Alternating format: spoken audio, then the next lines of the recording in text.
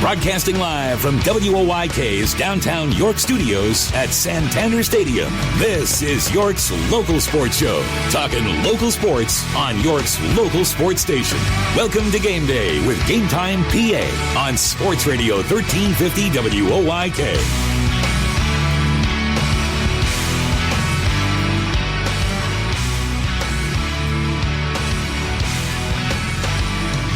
Game Day of GameTimePA here on Sports Radio 1350 WOYK. Another beautiful Thursday afternoon in downtown York at Santander Stadium. I'm Brandon Stoneberg alongside Teddy Feinberg and Zach Miller. We're bringing you all the high school action as always, our GameTimePA family. We have some good news at GameTimePA today. We got a brand new website up and running. Check that out today.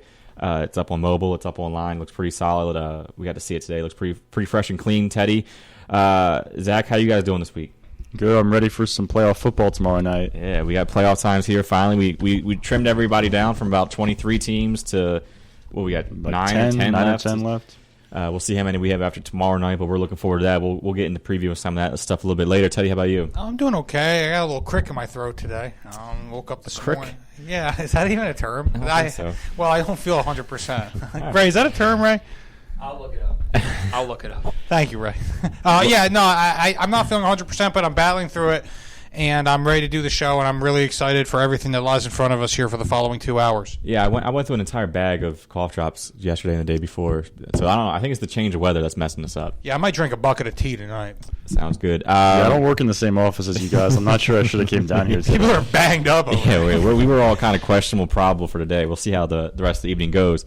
Tell you, this is the area or the time period where we usually go into our game balls. Do you have any on your side? I do. We always like to highlight individual players, but I'll say this right now. I think one game ball that I certainly wanted to give it to, and it was hard to identify one particular player on this team. Jake Messersmith had a good game at quarterback for the Spring Grove Rockets, but I thought overall their team really won an inspired game last week. They beat Southwestern, certainly an upset. And it propels them into the District 3 playoffs. Yeah. They went 5-5 under their first year coach Kyle Sprinkle. I will say, and I'm going to stand up high and tall right now and say, every week during Contender Pretender, when Brandon was like Spring Grove, me Pretender. Oh yeah, I've been bashing Spring Grove all season because they hadn't beat anybody all year. That was also a crazy game. Like honestly, they had a pick six late. That was called back because the ref blew an inadvertent whistle. Southwestern got the ball back, tied it. Spring Grove then gets the ball back. Messersmith was a touchdown bomb. They think they hold Southwestern. Late flag. Southwestern gets one more play at the Spring Grove 20. Spring Grove holds them out. I give them the nod. To go 500 this year. I didn't give them much of a chance to go 500 to extend their season another week. Hey, more power to them. I thought they played an inspired game, and I picked against them last week. They won, so I'm going to tip my hat. Yeah, I gave Spring Grove football a game ball as well. I'll get to mine later, but I gave them one as well. Like I said, I've been bashing them all year. Before the year, Zach and I in Hanover. You're being very honest about that. Yeah, Zach and I in Hanover put up a poll, and we kind of asked the fans who you thought the best quarterback in the area was, and people voted for them for Messersmith over Brock Guyman in Southwestern. We kind of laughed it off, like, oh, maybe that's the one the voters got wrong. There's no way Messersmith is better than Guyman. Then at the end of the year, their numbers almost lined up pretty well. He had a pretty solid year. Yeah, no question. I mean, a huge game. Yeah. Like his stats from this last game are just crazy. I mean, 19 to 24, 259, 2 TDs. Yeah, and no interceptions. No picks, and the game-winning throw late. With the team's back against the wall, give him the nod. Yeah, a game you have to win against your biggest rival on your home field. Pretty sweet victory for that team. And he's only a junior, so he'll be back next year, and I'm sure they'll base the offense around him. Anybody else, Teddy, or are you ready to go to Zach? I think that we can probably swing it to Zach. Zach, you're up. I got a couple. The last few weeks I've brought a cross-country game ball to the table since I've been covering a lot of the cross-country, and I got one this time for DeLone Catholic's Will Green. He's a senior. He came in second at the YAIAA championships a few weeks ago. He came in second in the Class A district championships last week. He went to states last weekend, this past weekend, and came in 8th place in all of Class A in the whole state. Big deal for him. He ran probably his best race of the season. He was jacked about it after. He came across the finish line, nice, pumping his fist, saying yes. 15 minutes later, I talked to him. He still had a smile as big as I've ever seen anybody smile. That's awesome. Life. So pretty cool. And congratulations to him for running maybe his best race ever when it mattered the most. And I'll do one for football, Colton Sense, who I feel like we give Colton Sense a lot of game balls on this show for being the running back of Biglerville and racking up a lot of yards. Well, this one's for also he's the kicker and the punter for the team. I've been impressed with his punting all season, and then he hit the game-winning 35-yard field goal against Bermudian Springs to help Biglerville clinch a share of the Division III title. So, I mean, that was the first time he'd ever been in that kind of spot as a kicker, and he got it done just like he always does in the backfield. So that's a special teams game ball for Colton Sense. Good call. And yeah, I was talking to somebody at the game I was at when I saw the tweet from Zach, and I was like, that's the second time this year Zach has seen a game-winning field goal. Yes, I at saw, Bermudian Springs both times, too. Yeah, seriously. I saw one at West York with York Suburban. He got to see 2 this year. I thought that was pretty cool. Like, that's a lot of game-winning field goals. All 3 away teams won those games, too. All away kickers true. knocked those through. Pretty impressive. And I saw on Twitter afterward, I think you retweeted that the kid who hit it from New Oxford. Yeah, the New Oxford kicker tweeted, "Does Biglerville's kicker want to be friends?" Which I thought was hilarious. That was and I classic. retweeted it. I'll say this, just doing our Athlete of the Week poll every week in football, I feel like there's been, I want to say at least 5 or 6 game-winning kicks like that, like down to the wire. I know Sipe covered a game this year with Spring Grove where the kicker... Spring Grove, Luckenball hit one. I think there was about 5 or 6 minutes left. That was week 2. Yeah, you're right. Yeah. That was fourth quarter. But Yeah. still clutch Still a kick. game-winning field goal. Yeah, I always try to hook up the special teamers. Oh yeah, the kickers are people too. I think I saw some NFL guy with that, like kickers and punters are people too, or something. They had a T-shirt that said that. Oh, and make no mistake. I mean, and you guys know it's a critical part of the game. Yeah. Special teams are huge. If you don't have one, you're done. And in high school, it can give you a huge advantage if you have a solid kicker for 100%. kickoffs and for field goals. Well, just look at those. we see that for Spring Grove. They have a kicker that's probably going to play in college, and he makes a big difference for them in close games. And you alluded to the game you were at. Suburban got the game winner. He doesn't put that through. You know what? They're not winning the division. Suburban doesn't win the division, No. yeah. And all of a sudden West York's in the playoffs. So That's true. That was a game where they were trailing when that happened. Both the ones I saw were tied. Different type of pressure. A little there, bit too. different. No they question. were trailing by 2, and he lined it up and booted it. And he was pretty fired up over that one. That was one of my favorite games I covered this year. That was a very Yeah. good one. Yeah. Is that all you got? That's all I got. All right. I got Spring Grove football, which Teddy alluded to already, for their big win over Southwestern, which we'll talk about a little bit later. I also got York Catholic girls volleyball. They won the district title. They kind of snuck up on people in single A. They weren't even top 3 in Division 3 this year, were they, Zach? I think Burm, Hanover, and DeLone were top 3. Yes. So York Catholic wasn't even top 3 in division, and then they come out and win a district title, which is pretty cool. They were fired up. They were crying afterwards, so that was huge for their program, for their school. Susky soccer. I drove out to Altoona. Which Great is win. basically Oregon. I thought, I crossed the Mississippi. I hit the Central Time Zone. It was crazy out there. You went through Wyoming and Yeah. Utah, and you were in Pendleton, Oregon by morning. Yeah, the West Coast is beautiful this time of year, I found out. But Susky soccer, on the girls' side, they upset undefeated top 25 in the state Central Dragons, which was awesome. It was one of the coolest soccer games I've ever seen. Susky was big underdogs. They go out there. Central only had gone 8 miles to play this game. Susky had gone 180 miles. Wow.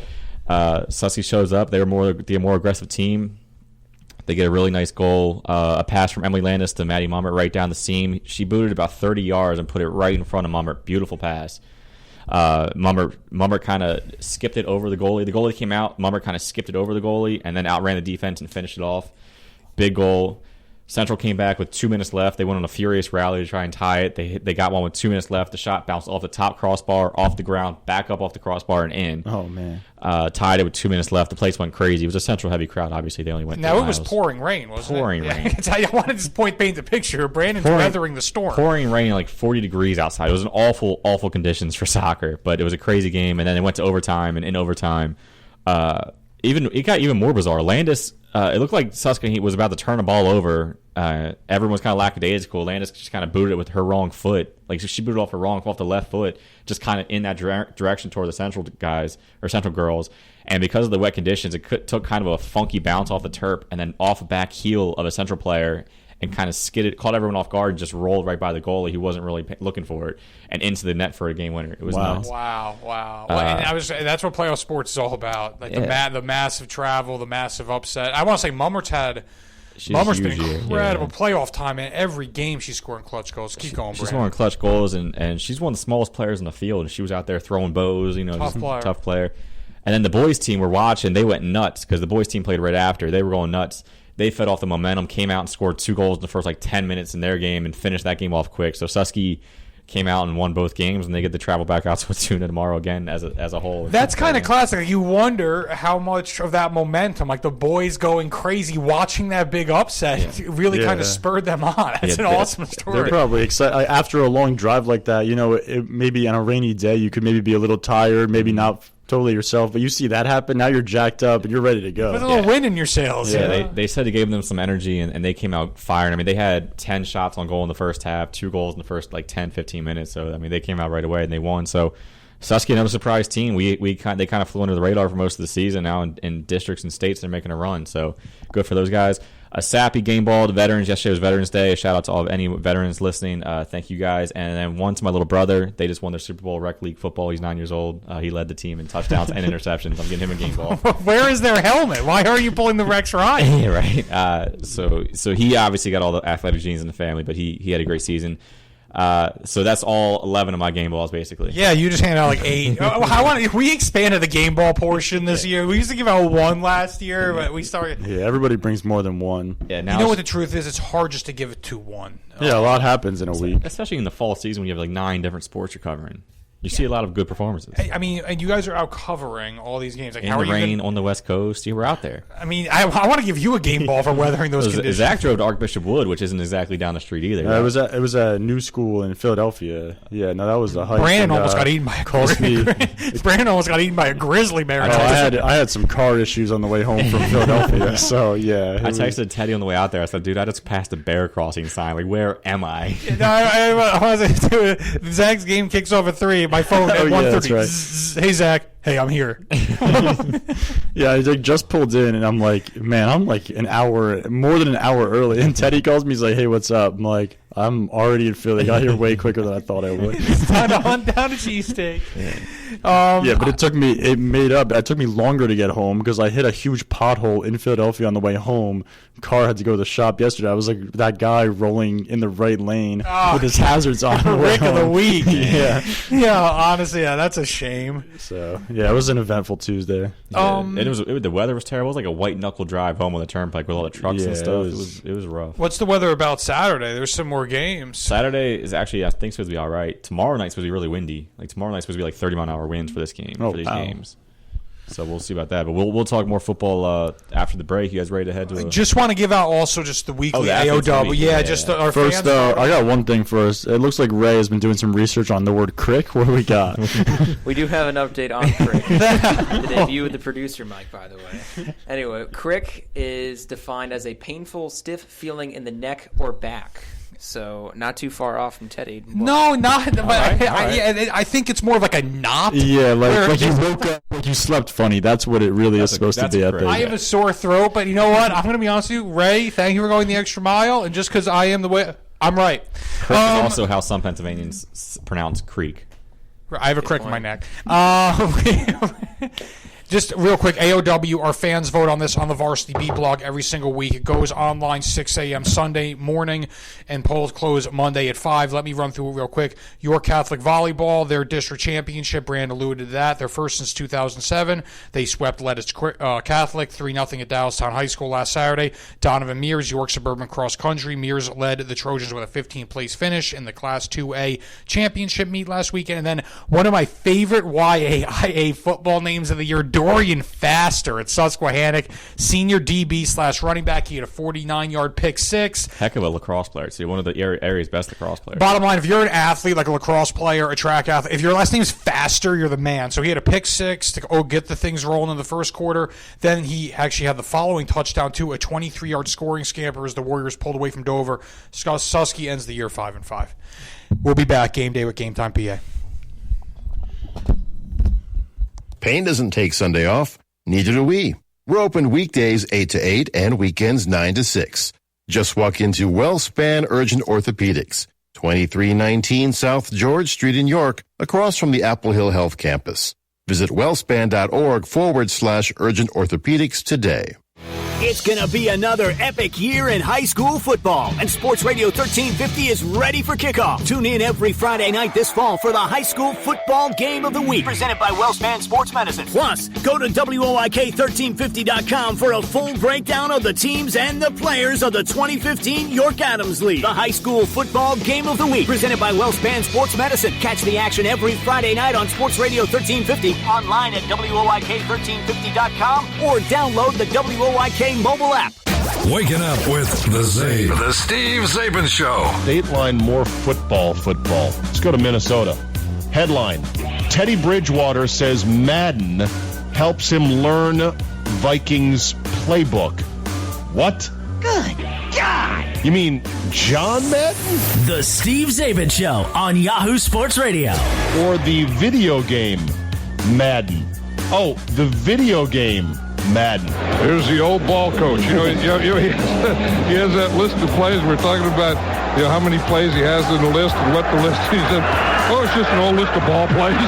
Yeah, Bridgewater says he has imported the entire Vikings playbook into the video game Madden and will be using it to get, quote, virtual reps. That sounds like an Onion story. It can't be real. But maybe the game is that accurate. Really? The Steve Zabin Show. Mornings at 6 on Sports Radio 1350 WOYK. Saturday on Compass Media Network's coverage of NCAA football. It's a Big Ten clash in Champaign as Illinois hosts Ohio State. Hi, it's Greg Daniels. Join Dale Hellestray and me for all the action as the undefeated Ohio State Buckeyes look to remain perfect. Can Westland and the Illini pull off the upset? Or will Ezekiel Elliott run wild and the Buckeyes will put a lock on the top spot in the country? It's Ohio State and Illinois. If it's NCAA football, it's right here. Sports Radio 1350 WOYK. Hi, I'm Dover football coach Wayne Snellbaker. You're listening to Sports Radio 1350 WOYK, first in York, first in sports.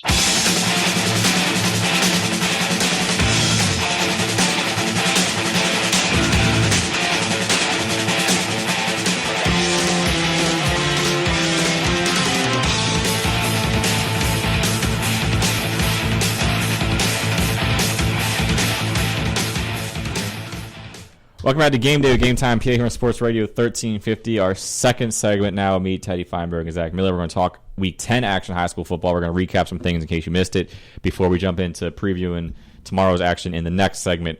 But first, last Friday, thrilling Friday, we had a ton of good games, ton of big stuff going on. It was rivalry week. There's a whole bunch of stuff going on. Zach, you were at a thriller in York Springs. You had a big battle there between, Biglerville and Bermudian Springs? Yeah, big rivalry matchup. Big rivalry there, backyard battle. I believe a share of the division title was on the line. Yeah, for both teams. And had Hanover lost, it would have been the de facto title game for the division. But, Hanover ended up winning, so it came down to the winner ended up in a tie with Hanover, and the winner was Biglerville on a last-second field goal, as we talked about a little bit earlier. The second time I've seen Bermudian Springs lose on their home turf on a last-second field goal this season, which is obviously tough for them. And also, it came on the same set of field goal posts as the one in Week 1 against New Oxford. And John Defoe, the coach of Bermudian Springs, feels like they're kind of cursed in that end zone. That's also where Littlestown scampered in for a score to break up Bermudian's winning streak a couple of years ago. So, a lot of things seem to happen on that side of the field for Bermudian's opponents. And they're all close games. Bermudian never really gets pounded ever. So, but this was a close one too. This was a pretty low scoring, close game. Right? A lot of defense. Yeah, it was. Neither team really got a whole lot going. Biglerville. I saw 2 weeks ago Biglerville against Hanover was able to consistently move the chains, and Bermudian Springs really did a good job of stopping that. Really did a good job of not letting Biglerville get a lot going on the ground, because that's something they do a lot. But, there were a couple drives where Biglerville was able to get that momentum and score. Bermudian just wasn't able to do enough offensively to combat it. Bermudian actually missed a field goal in the first quarter that, when you got towards the end of the game, you kind of had to wonder, hey, what would have happened if the Eagles would have made that field goal? It would have been a whole different game. Not to be a rig, but they lost by 3. Exactly. There's a whole different situation if they make that field goal. So, that was definitely something that was kind of lingering in Coach Defoe's mind at the end of the game. But, it was a good team coming back from start winning 5 in a row and nearly taking a share of the division and making the playoffs had they won that game. So, a lot of good things all around for both teams. So we had that one. We had another rivalry over in Dallastown. The one I was at, Dallastown Red Lion. Really, there was bad news right off the start for Dallastown. As soon as they came out of the locker room to warm up, starting quarterback Cade Gold, who apparently hasn't missed a game since his third grade season. Wow. Came out. He's an Iron Man. Came out and how I feel about him.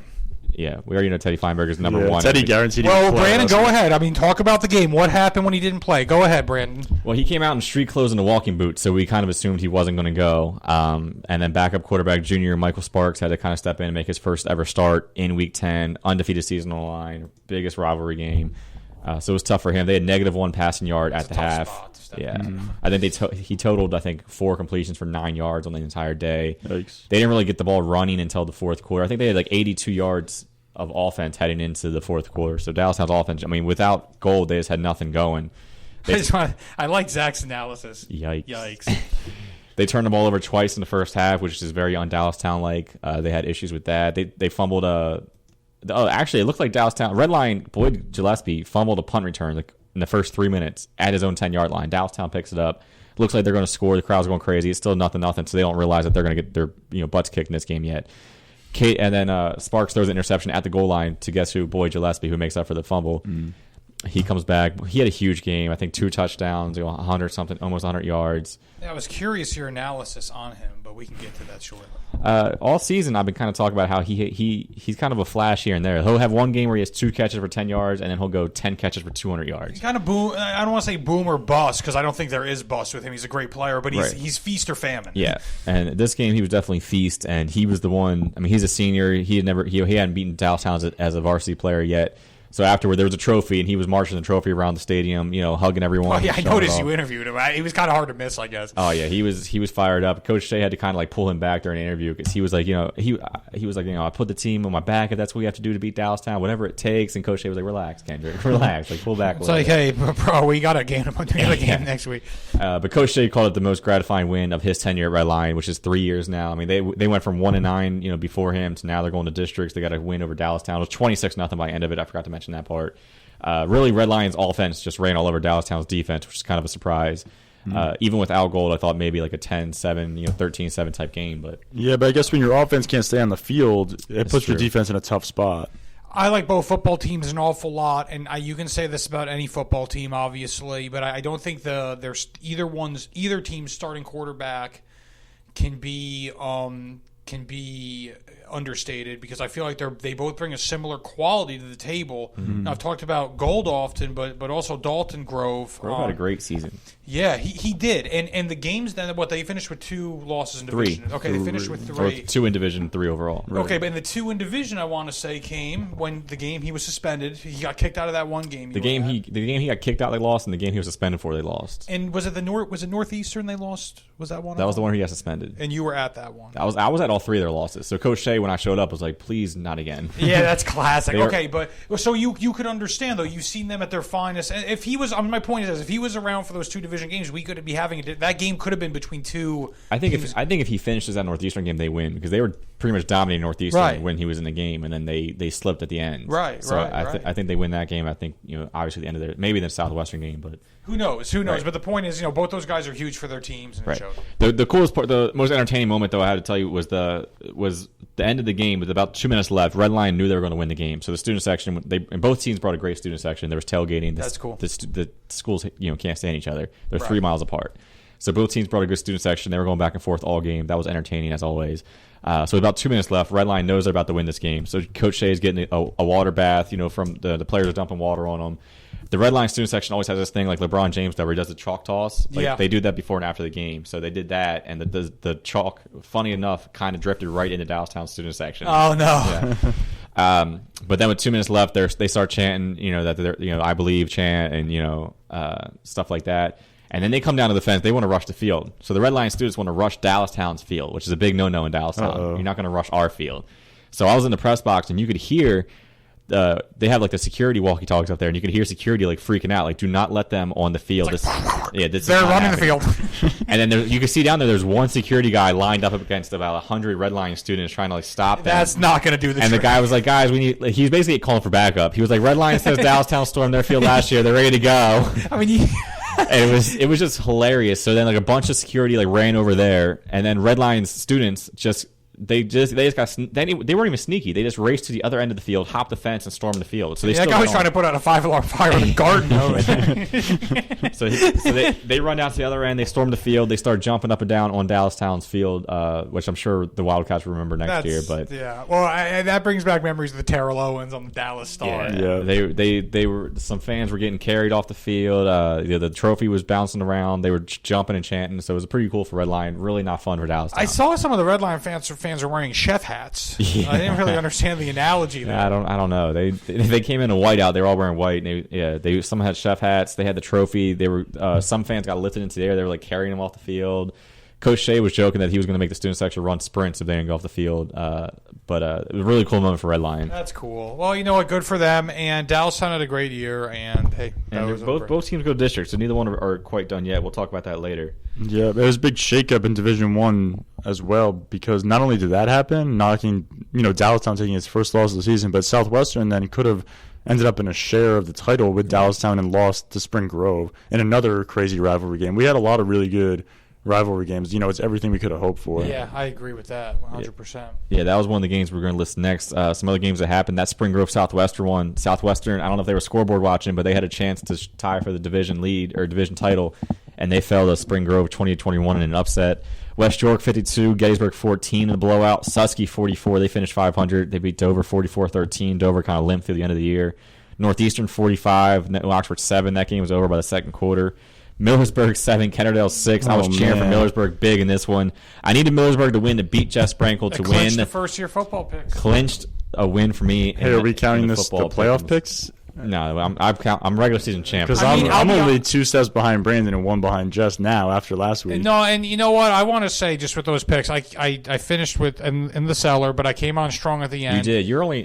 All of us were only spread out by 6 games. Yeah. And you know what though? I think it was made pretty clear last week, even just leading up to the game. This was the last week because you and Sprankle were bumping gums, bumping each other's gums in the office. Yeah, we were fired. I was fired up. I was scoreboard watching with that one. 7-6. Millersburg came through for me. Littlestown 72, Fairfield 36. I feel bad for the reporter that had to keep that box score. York Suburban 30, Eastern 7. Guys, anything here that stands out to you? Well, I just want to say Littlestown dropping 72. I don't care what I'm doing. When I saw that, I was just like, whoa. Yeah, Fairfield's defense has been brutally bad, like dead last in the league in every category this year. Yeah, I think Littlestown, they've had some games where they've kind of been a little bit close, where they played a good half and then fell apart in the second half. And here they just put it together for 48 minutes and just took care of it. I was going to say that kid's story can run. Yeah, he's had some good games. That was a second straight game. Fairfield's given up like 250 rushing yards to one player. They gave up Kennard's like 273 point. That defense really struggled, especially towards the end of the season. I was going to say I'm glad they got a W, and I'm glad they got it early in the year. They were 1-1. Yeah, they were. Yeah, they beat James Buchanan. I mean, if you look at what James Buchanan has done this year, it's. I'm not even sure you want to talk about it. Yeah. No, I think the Susky one was impressive. Susky finishing 5-5. Oh yeah, his first year. That was cool. Spring Grove, obviously, that's a huge win for them. They were outside of the playoff picture. That win got them in, obviously. I agree wholeheartedly. I think that obviously the Spring Grove game, and again, that was just a crazy. I think I was just like blown away because I was reading that story that night. I'm like, this game was insane. But that was a great win for them, and big ups to Susky because last year. They were Fairfield. I mean, it was like, my goodness, this is a bad team. Sorry, that was inappropriate.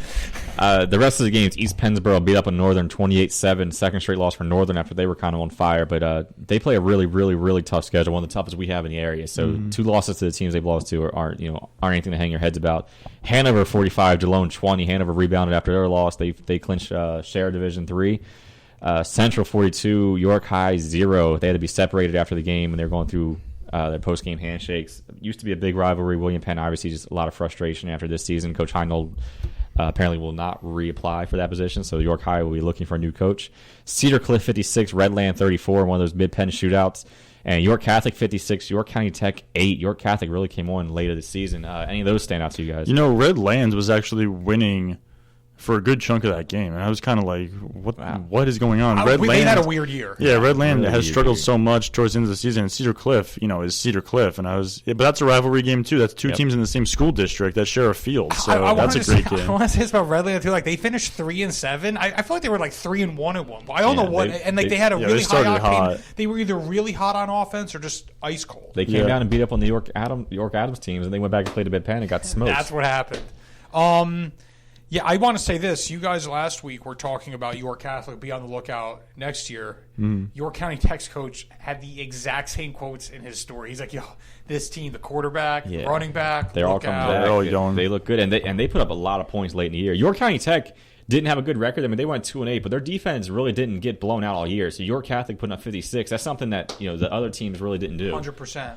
And I'll also say this too: Hanover responding. I didn't know how they were going to respond after their first loss of the year. So coming back, if they lost that game, it would have left a bad. Yeah, it's comforting. That was the first time they had faced adversity really this whole season, and they just took it in stride and came back next week and beat their arch rival pretty good. So that's another first for them. It's the first time in a while they've beaten DeLone, right? Yeah, so that's a big deal.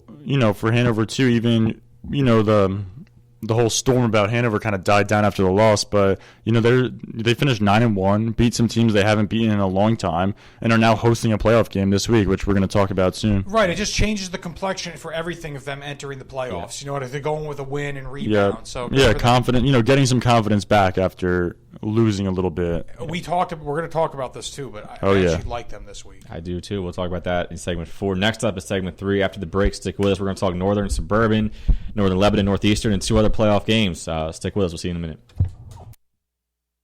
Coming off a big win over their arch rivals, the Red Lions take on perennial District 3 power Cumberland Valley in the high school football game of the week presented by WellSpan Sports Medicine. Ron Ruman and Gareth Hissong have the action as the Lions look to upset the Eagles. Red Lion can move the ball through the air and on the ground, averaging more than 34 points a game. But the Eagles put up 34 game 2, and as always, the key is to slow CV's punishing ground game. Red Lion at Cumberland Valley, Friday at 6:30 on Sports Radio 1350. WOYK. Get ready for winter now and save big on your heating oil or propane costs. Call today to schedule your first fill, and don't forget to ask our energy advisors about the right money-saving plan or budget to fit your lifestyle. Lock in your rate and protect your price all winter. Our price-protected customers save an average of $325 per year. Visit ShipleyEnergy.com or call 855-4SHIPLEY, and don't forget to ask about our $100 rebate. Shipley Energy. Energy for life.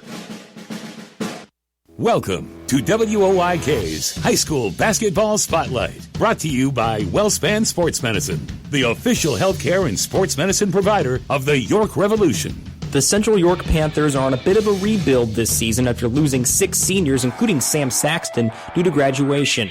Head coach Kevin Sheeler believes this won't impact the Panthers immensely, but it will be a new-look Panthers team this year. But losing not just Sam, but 6 total seniors, losing 7 of our top 9 from last year, definitely leaves us with a skeleton crew coming back. But I'm excited about this year. I think the boys coming back are a good group of guys, and they've been working really hard this offseason, and we have the same goals this year as we've had the previous years. Head coach Kevin Sheeler had a few names in mind when talking about those he expects to increase production this year. Jared Wagner started most of our games last year. I think he missed a couple starts because of an injury, but he's coming back as a senior. He'll be our primary ball handler.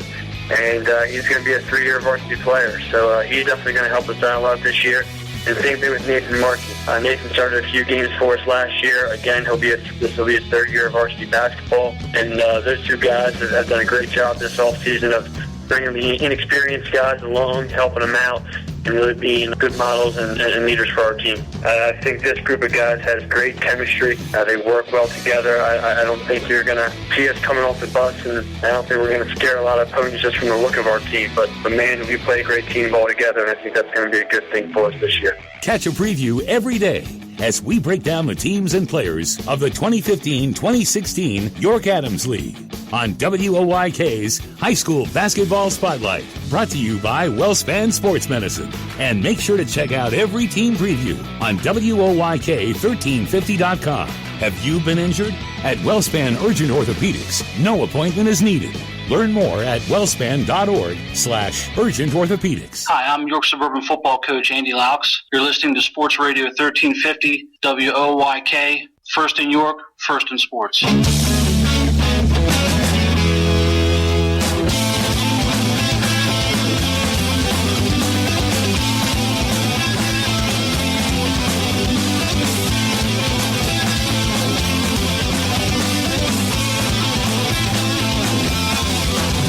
Welcome back to GameDay, GameTimePA on Sports Radio 1350. Teddy Feinberg just stepped away to take a call, so it's me and Zach Miller bringing you high school sports action. We're going to talk about the district playoffs and what we got going on this week.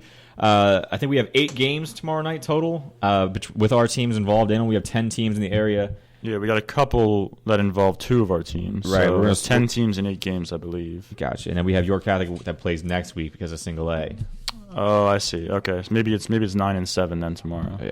So we have the first. We're going to start with one of those games where two teams from our area play each other. A really intriguing 8-9 matchup in the AAA bracket.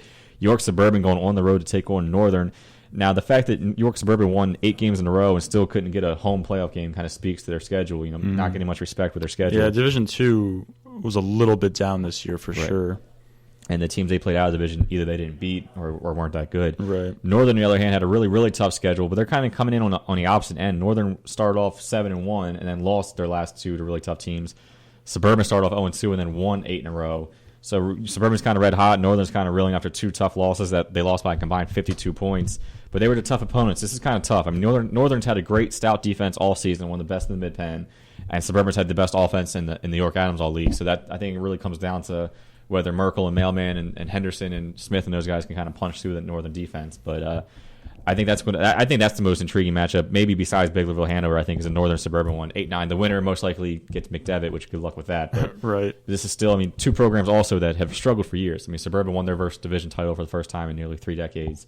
Northern had 3 wins the past couple of seasons, and then they come back and get to host a playoff game. So 2 programs on the rise. They know this is their kind of window. This is their year. So who gets the win? I'm going Suburban with this one. Yeah, it was definitely a really tough game to pick because there's so much going on each side. York Suburban, like you said, is red hot. Northern kind of reeling after a couple tough losses. I just think when you got a really good offense going up against a really good defense, I'm going to go with the defense. I took Northern to kind of bounce back, and I think Northern has played tough competition all season long, and they're better prepared for this game, where York Suburban, really aside from the tough West York game a few weeks ago, by the time they saw Dover, wasn't Dover kind of depleted? Yeah. So, they haven't played a team of this caliber in a while. So I think, especially early on in this game, I think that's going to lend itself to Northern. Plus, Northern's used to being in close games because I think it will be a close game, and Northern has shown the ability to pull out close games. Not that York Suburban hasn't, but just really hasn't been in that spot too often.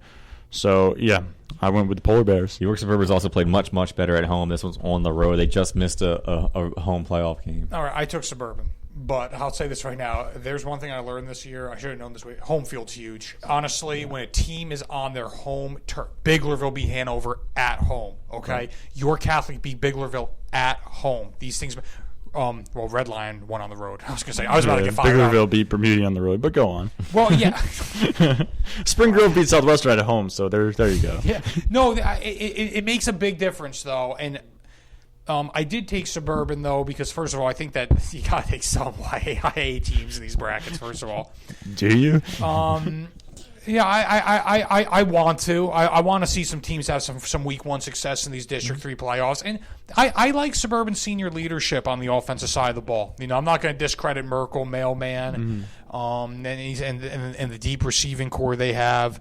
Northern, to me, has had a good year. They're at home. Jim's site beat writer has been all over them like flies on the river. I feel like he's there every week. He lives up that way, so it's easy for him to get there on a Friday night. But yeah, he's been there, and from what he said and from where I've seen him Suburban, they've been 2 fun teams to cover because it's a very humble group because they were both programs were down and they knew that this was kind of their senior window, their senior class coming up. This is their window. So I almost didn't like that they were matched up against each other because I want to see them both win somehow. Mm-hmm. Yeah. So. Yeah, it's going to be really sad for one, obviously, and really cool to see one of these teams is going to advance, which is kind of cool also. Yeah, no question. I like Suburban, though. I think they get the win, and we move on. Yeah, I went Suburban. I think it's going to be a very, very close game. I do, too. It's going to be a good one, yeah. And there's going to be points scored. Yes. Northern Lebanon at Northeastern. The Bobcats are 0-2 all-time. Well, all-time for them is fascinating. 0-2 for them is, they've only been around since 2006, so... They're looking for their first district playoff win. They're hosting a district playoff game for the first time in their team history as well. Northern Lebanon hasn't lost on the field yet. They only have lost 2 games by forfeit that came later, but Northern Lebanon also plays a really weak schedule. That LL Section 3 is not good. They play a very AA heavy schedule. So, they got smoked. They came in as a 5 seed last year and got smoked by a pretty average team. So I'm not really sold on Northern Lebanon either. So... can they stack up? Northeastern's defense has been stout all year. They've given up an average of 11 points per game. They've been number 1 pretty much all year in every category. Can Northern Lebanon score on Northeastern? How's that Northeastern crowd going to be fired up? How's that team going to handle those emotions in their first district playoff game at home? I don't know. Personally, I thought this at first maybe a tough matchup, a tough draw for Northeastern, but I stuck with them at home. Oh, you did go Northeastern. I went Northeastern. Okay. I thought you went Northern Lebanon for some. I was like ready for you to say Northern Lebanon. No, looks like I was the only one that went with Northern Lebanon, and to me, it was just pretty simple. It came down to the fact that Northern Lebanon has not lost a game on the field this season, and Northeastern has. Granted, Northeastern lost to two really, really good teams, and obviously Northeastern's had a great season. I wouldn't be shocked at all if I saw them win this game, especially at home. But yeah, I went with the team that's essentially undefeated. Yeah, I went Northeastern here. This is a tough game, again, and it's hard when being the cagey journalist. I say this sarcastically. It's hard when I see these YAIA teams whenever times they venture outside of the area, and frankly, they don't really hold their own. I do think Northeastern's a good football team, though. I think legitimately they're good. They run the ball well. They have a good defense. I like their backfield. I like their quarterback. I like the fact that Valencia quarterback can bring you something different. If he needs to scramble for 5-10 yards, he can do it. Now, is he totally healthy now? Yeah, he played last week, and they played pretty well against New Oxford. Yeah, I think they have a good team. So I actually, believe me when I tell you, I kind of started going away from the area, moving forward, but I did go Northeastern here. I think they have a good team. I think they win this week. This is when I was on the Northern Lebanon train all week. I said, man, this is another York Adams team is going to get upset. But I looked at that Northern Lebanon schedule, and our guy Andy Meese back at the office kind of pointed that out. They play a bunch of small, bad schools. Well, and that's the reason they went 8-2 and are the 15 seed. Yeah. Which, by the way, is really tough draw for Northeastern because this is a team that, if they don't retroactively forfeit a couple games, they're probably like the 7th seed or something. So it's really a 2-7 game. That was actually a classic moment in the office. Like, we were talking about the game, and Andy is digging around Liz's desk, and then we don't know he's listening until he's like, I don't think Northern Lebanon is that good. As he's shuffling through papers. That was big time, though. Like I said, we go Northeastern here. Zach goes Northern Lebanon. This is an opportunity for me to continue moving up these standings. We'll see. I'll be at that one. Northeastern crowd. I'm expecting you guys to be fired up at the first time you host a district playoff game. That's a huge step for your program. So we'll see how the Bobcats are up in Manchester tomorrow night. A lot of wind expected. Have never been to a game in Northeastern with good weather. I've covered field hockey playoffs there in pouring rain. The worst weather of the year. Remember that rain out, crazy hurricane conditions this year? I was at Northeastern, and then tomorrow, so it'll be 30-mile-an-hour winds. I'll be at Northeastern. It's kind of funny you say that because the only time I was there was the YAIA Field Hockey Championship game, which was probably the most beautiful night of the whole year. I mean, I swear to you, if we changed the coverage right now and sent Zach to that game, it would be like a balmy 65. Yeah. And it's beautiful, beautiful Carnegie weather. So I'll be bundled up there in Northeastern. Next game we got on our schedule, Spring Grove. You got to feel good for those guys. They snuck in at the last second. They get a district road game against Manheim Central. A tough draw for them, obviously coming in as a lower seed, but still just to get there with with everything that happened in the off season, with a young team, a young coach. Coming in. So really cool to them. I think the key to this one is Spring Grove has to play loose. They're basically playing with house money at this point. You know what I mean? Like the metaphorical house money. Right, which maybe is the way they were playing in Southwestern. If maybe that was the attitude. I mean, they weren't expected to be here a few weeks ago. Nothing to lose. You have nothing Literally, to lose. All the pressure is on Manheim Central. Go out there and just have a good time. See what happens. If you're still in the game late, hey, let's play some football. And that's the approach they're going to take. I mean, the Spring Grove defense really all year has been solid, is able to force turnovers. So, you do some things like that, maybe frustrate Manheim Central. Suddenly you find yourself in a game late. Yeah. They've had some guys who have had good years. The quarterback, we talked about Messersmith. Nick Erickson's also ran the ball well for them out of the back. Yeah, he's in the top 10 in our rushing standings. With that being said, I went Manheim Central. I went Manheim Central as well. I think all the pressure's on them, but I think what Manheim Central needs to do here is drop back into coverage. I mean, only rush a couple. Spring Grove can't run the ball. They've shown it all year. They're the third worst rushing team in the league, and we've had some bad teams in the league this year. So if you can't run, if all you can do is pass, step back and make, force Spring Grove to prove they can run the ball. I've been counting out Spring Grove all year. I feel like a broken record. I went Manheim Central. Yeah, I'm still going Manheim Central at home. I think it's great for Spring Grove. I do too. They proved me wrong with the win over Southwestern, but I think this is. I mean, you're a 15 seed, a 14 seed. 14 against 3. Yeah. Yeah, it's just a tough draw for you. Well, I mean, Manheim Central, going 8-2 in one of the better divisions in the LL League. Yeah. So that's obviously a really good team. I'm sure they have aspirations of going well beyond this round. So I went with Manheim Central too. But I noticed something very strange about Manheim Central's game last week against Solanco. I hope I'm saying that correctly.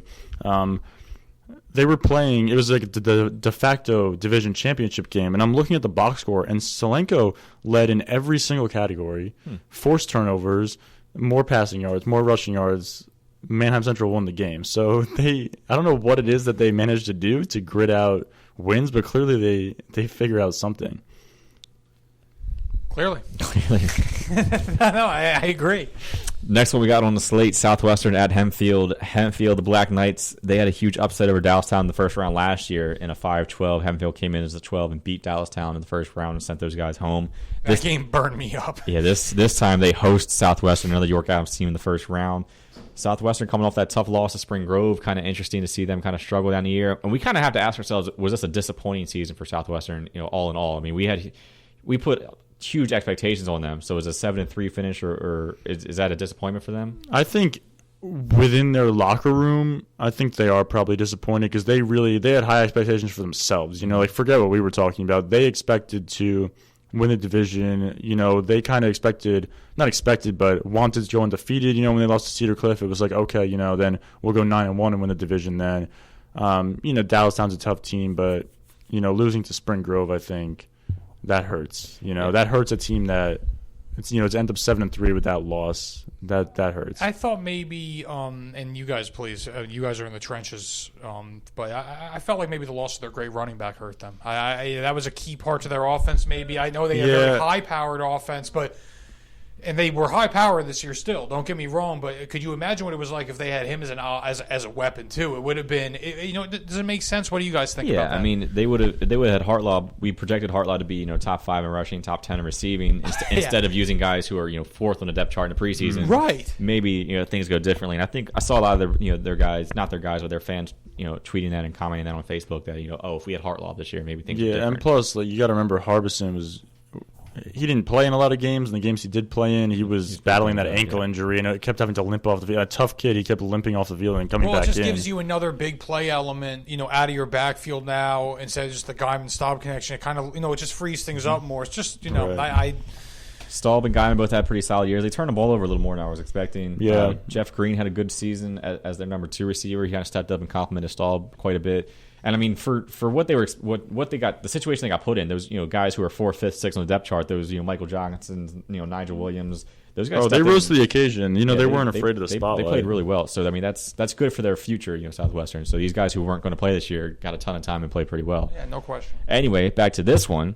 I went with Hempfield at home. I think this is another tough draw for Southwestern. I think that last loss hurt. If they were in a 7-10 matchup, I might have taken Southwestern. If they hosted a game, I might have taken them. But we're playing at Hempfield. I'm taking the Black Knights. Yeah, it's a tough game. Hempfield, we did get to see them once when they played Central this season, and destroyed Central. So we know Hempfield's a good team. Southwestern, this might be different if they hadn't lost last week, but clearly, something's not entirely right with Southwestern. So I went with Hempfield too. I went Hempfield for all the reasons you guys said. Yeah, we're going Hempfield here. I think it's the first time I picked against Southwestern since that Cedar Cliff game. But I think this might be the first time I picked against Southwestern the entire season. Yeah, we've been on the Southwestern bandwagon. That loss kind of stung a little bit, so we're going to go Hempfield on this one. So those are the 4. We got York Suburban at Northern, Northern Lebanon at Northeastern, Spring Grove at Manheim Central, Southwestern at Hempfield. Those are the 4 we talked about. We'll come back. We'll talk about the other 4, leading off with Bigleville, Hanover, which Zach will be at a huge one down there. Oh yeah, down there in the corner of York County. Stick with us. We'll talk to you after the break.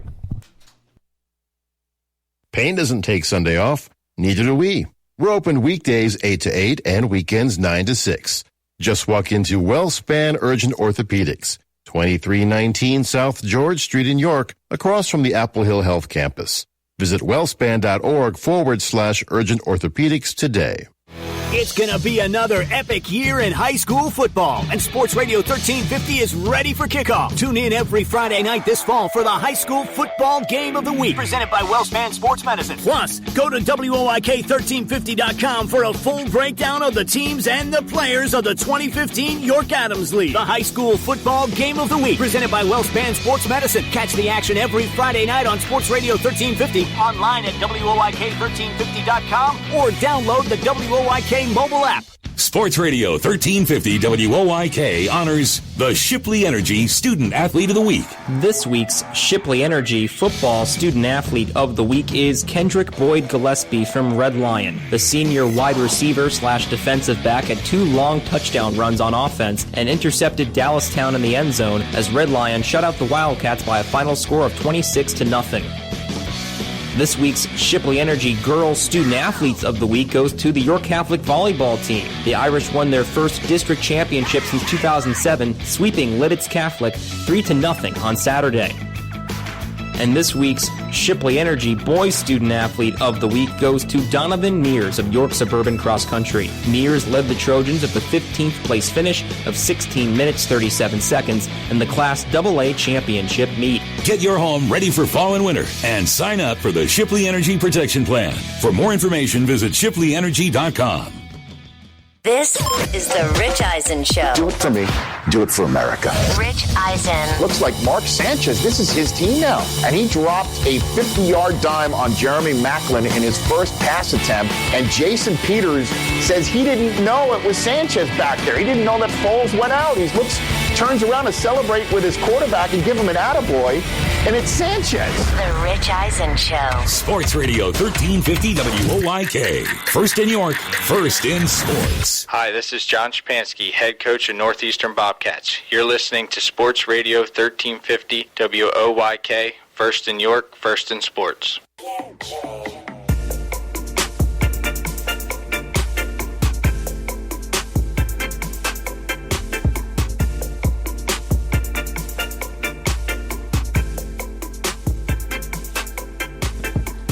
Welcome back to Game Day with GameTimePA from Sports Radio 1350 WOYK. Talk about the dumbest things on break. Brandon, continue. We got, 4 games left to talk about for tomorrow's action. 3 games left for tomorrow's action. First one up, probably one of our, besides Suburban Northern, this could be one of the best games, I think, on paper. Biglerville at Hanover. Biglerville, the only team to beat Hanover this year, just 2 weeks ago? 2 weeks ago. Hanover gets their chance for revenge at home this time. I'm going to toss it to Zach here. Zach's seen these teams several times. So Zach, I saw them play each other too 2 weeks ago. So yeah, I mean, in the Hanover-Adams area where I am, there could not be more anticipation for this game. I mean, not only did Biglerville hand Hanover its only loss of the season, but they ended up being co-champions in the division. So you have, I mean, so much motivation on both sides. I was at Hanover's practice yesterday. I mean, they want revenge and they want it bad. And I'm sure, Biglerville, I saw them last week excited when Coach Ramos told them it looked like they were going to play Hanover again. They were even more excited about that than they were about just clinching a share of the division title. So both teams wanted to play each other. All the fans wanted to play each other. I wanted them to play each other. It's going to be awesome. You got a lot of really good athletes on both sides of the field. And I don't think this game is going to go quite the way it went last time, where Biglerville was able to really run the ball and win and keep moving the chains and win 42-21. I'm expecting it to be probably lower scoring. Probably Hanover was able to do a little more on offense, but I'm expecting a really close game. I went with Biglerville just because I was at the last one. I saw the way Biglerville executed its game plan. I'm sure both coaches are going to make adjustments. It's not going to be the same game. It's also on a different field, but having been at that game, it was tough for me to pick Hanover. I want to point out in the first game, I actually took Biglerville. You did, yeah. Which I thought was kind of a cagey move. Now we're going to swing to the playoff. Well, it's funny, actually, before you go, I had said, for weeks that I thought Biglerville was going to win that game until it came time to make the pick. Then I changed my mind. Right. Once that spreadsheet was up on your computer. Yeah, and then this time, I didn't even know what to do. I mean, let's be honest. You want to talk about nothing to lose. I was in last place the whole year. I was playing with house money since the get-go, from the get-go. But I took Hanover this week, actually. I feel like on their home field, I think they will be both teams are going to be well prepared. That would be an ill-advised statement. But I think there's going to be no sneaking up on them. I think that the emotional energy and the emotional advantage will be on Hanover's side. And I think the beginning of this game is really going to matter. And I think Hanover on their home field, if they can get a couple touchdowns on the board in the first quarter and feel good about themselves, and on the flip side, maybe some doubt starts creeping into the back of the minds of the Canners. I like Hanover in this game. It's clearly a game I'm anticipating, probably because I'm just so used to covering the local teams here. I'm familiar. I mean, I don't know Hempfield from a hole in the wall, but I know Biglerville and Hanover. I feel like I've been reading your guys' stories all year. I'm jacked up for it. So, but yeah, I took Hanover in this game. They've had a great year. So has Biglerville. Both teams have had great years, rebound years. I think that both head coaches have done fantastic jobs. But I took Hanover to win this game. Something interesting that Coach Reichert told me yesterday too, and he kind of made a comment after the the game the first time these two teams played, that he felt like there was some officiating that didn't quite go his way. And, I don't totally disagree with that from watching the game, but he feels like we were talking about home field advantage and, how important actually is home field advantage. And he pointed out, one area maybe where you get a few calls to go your way when you're on your home field versus being on the other field. And he's also, there's some speculation from both coaches that maybe Division III doesn't get the best referees. I imagine you'll have some better referees, for a playoff game. So there's a lot of aspects of this game that are going to make this one different from the first meeting. Yeah, I would agree with that. And I think the home field is key. And I think, to me, Biglerville is a team that they are high and low. And when they're high, they're very high. And I think Hanover's got to get on them early because the last time out, Biglerville, I believe Hanover actually scored the first TD. But Biglerville then scored 21 unanswered. And I think that almost created a tidal wave, if you will. So I think the beginning of this game is going to be critical. I think who gets off to a fast start can really run with that. Yeah, and that time, too, Hanover had not been punched in the mouth this entire season. I don't think they trailed until that game. They did not. Okay, so, but now at least, if that situation happens, Hanover's been there before, and so that's another reason, from a mental aspect, you might get a team that responds better to adversity if they end up facing some adversity. Sometimes losing isn't a bad thing. Yeah, I think it helped them here. I think Hanover 1 has been a lot better at home. I like them at home. I like that this game is at Hanover. I want to see them play, at each place. I agree with that, too. I took Hanover the first time. I'm taking them the second time. I still think they're the more talented team than Biglerville overall. I think it's hard to beat a team twice in a season. So I don't know if I would have wanted this as the Canners. I think either team is going to be cool to get a win. Your second round is most likely going to be against top seed and undefeated Wyomissing and Powerhouse. And good luck in that one. But again, for either program, this would be a huge, huge moment. I went with the Nighthawks for a lot of the reasons that you guys also said. I think because they already got punched in the mouth, they're going to be ready for this one. There's no surprises now. What's coming. And I think they're gonna be prepared for it. I think at home that crowd fired up, hosting a district playoff game in Hanover at Shepherd Myers. That's crazy. Yeah, it's gonna be crazy for sure. It's gonna be a great atmosphere. We were talking about how I got there so early to that volleyball game the other day. I'm gonna purposely get there super early. 4:30, the phone's gonna be like. Yeah, that'll definitely be an exciting one. I'll be definitely keeping up with that one on Game Time and on Twitter to see what's going on there. I'm not pulling for them. I'm a reporter, but I think the Nighthawks win that one at home. Right. No, and you know what though, two great years for two good teams, and hopefully a great game follows. Right. Sure. Yeah. The next game we had back up to Division I and Quad A, Central Dauphin East at Dallastown. 9th straight playoff appearance in district for Dallastown. In those 8 years, they have 3 wins, and 2 of them came in 1 year though. So not a great playoff record for Coach Myers and the staff. But this one, they're at home, so they get to host it still. It really changes the game whether or not Cade Gould plays. Like we said, one of the best quarterbacks in the area, missed the last game with a leg injury. He was in a walking boot and looked kind of gimpy on the sideline in street clothes. We talked to the coach afterward. Coach Myers, doesn't like to talk about injuries, which we respect that. That's your choice. But he wasn't. He said he hopes Cade Gould will be able to play. It's his senior year. He wants to see him, but he wasn't sure. It's a bad injury, so he's not. Basically, if this is the NFL, he's questionable for tomorrow. Well, let's just cut to the chase. If he doesn't play, they're not winning the game. Yeah, I don't see it happening. He's a huge part of this team. Which is why I picked Central Dauphin East, because the way that he looked, he doesn't look, even if he's playing, I don't think he's 100%.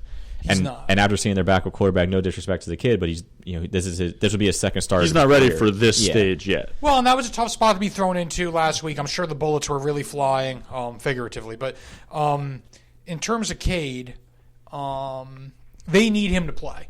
I'll say this right now. His health level, I can't answer that question. Yeah. If he doesn't play, they're in a lot of trouble. They need their leader on the field. Dallastown also got upset at home in the first round last year as a 5 seed. Central Dauphin East ended up going to the semi. Central Dauphin East is a really good postseason team.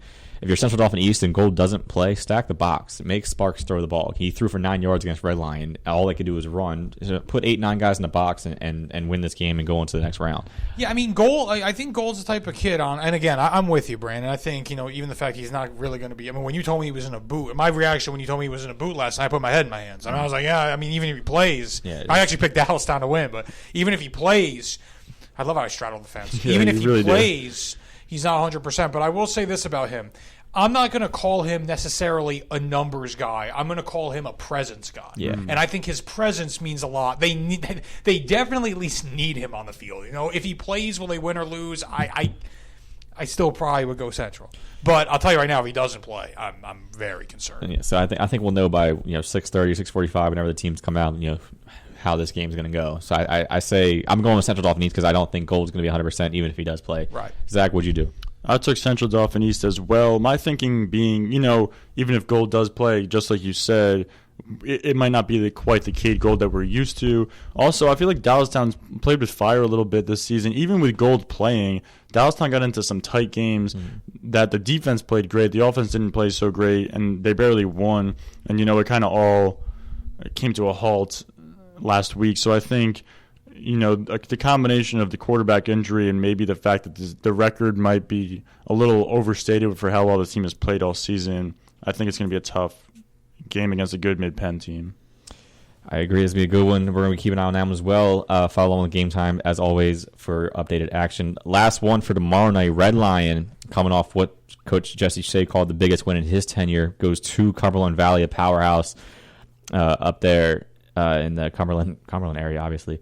Cumberland Valley hasn't given up more than 21 points all season. I think it's in Mechanicsburg. Yeah. Hasn't given up. They haven't given up more than 21 points to anyone other than Bishop McDevitt, which will let that slide. So Cumberland Valley's defense has been really good. They'll be tested because Red Line has the York Adams best offense, the highest scoring, most powerful offense. So this is kind of like that York Suburban Northern game where you have a strong defense going up against a strong offense. If this was in Hornfield or Red Line, I think maybe they have the chance to pull the upset, but I want Cumberland Valley at home here. Yeah, Cumberland Valley is a powerhouse program, and we've seen them just, beat up on a couple of our York Adams teams this season. I think they shut out and blew out Central York and Spring Grove both. So, Red Lion's probably a better team than both of those two teams, but I still don't think they have enough to go on the road and win this game. Yeah. Love Red Lion. Love what they stand for all year. Like the players on their team. Have high regard for their coach. I think that he handles every type of situation thrown his way with first-class integrity and with skill. I took Cumberland Valley. I mean, they're just a good team. It's a tough spot for Red Lion to walk into. Again, if Red Lion got some more W's in Division I play and they were hosting a game, honestly, I would be on board. Just on the road at Cumberland, it's a tall order. And all the York Adams teams, we were looking at the draws, and it was like, man, Northern Lebanon, you Hempfield, called it last Cumberland week on this Valley, program. Manheim Central, you fight and scrap all year to get into the playoffs, and this is the draw you get. A lot of these teams would have been better off maybe losing an extra game and going down a few seeds, and then actually being in a more manageable situation. No, you even called Northeastern last weekend. Look, they're going to get a tough draw. I mean, Northern Lebanon's going to be rough. I mean, these were things that we said this program's every week on Thursdays from 6 to 8 on WOYK and 4 to 6 on the live stream. Brandon was saying that for verbatim. Same thing with Southwestern. I mean, you beat Spring Grove, you get a much better draw than Hempfield. That's a tough one. Spring Grove, you get in, and now you get Manheim Central. I mean, these are all tough draws. No question. We'll see how many York Adams teams we have left standing after this weekend. We're hopeful for obviously a good amount to see we can go, but they all have pretty tough times. The last game we were going to talk about, we can talk about this one actually next week. York Catholic plays at Steel High next Friday. Single A has a bye the first week because they only have 4 teams that make it. So York Catholic, we're not forgetting about you. We're just not going to talk about your game 8 days ahead of time. We're going to wait till next week to talk about you guys. Well played. I think York Catholic has a good chance to win that game, but we'll talk about that. Tune in next week. For this week, we have the Crazy Cousins segment coming up after the break. That's it for football action right now. I'm going to toss some questions, some talking points towards Zach and Teddy when we come back. Stick around. It should be a fun time. This is a Radio PA news update. When Governor Tom Wolf announced his budget plans last March, they were lofty and extensive. But while there is likely to be some move to boost education funding a bit, the final product's shaping up to be very different than what the governor asked for. The key budgetary change, according to those in the budget talks, appears to be a higher state sales tax to fund property tax relief and additional education funding. Drew Crompton, spokesman for Senate President Pro Tem Joe Scarnati, says it's just politics. There was a belief that if you utilize the sales tax for the property tax exchange, that's liftable in the House and the Senate, and the governor would sign it.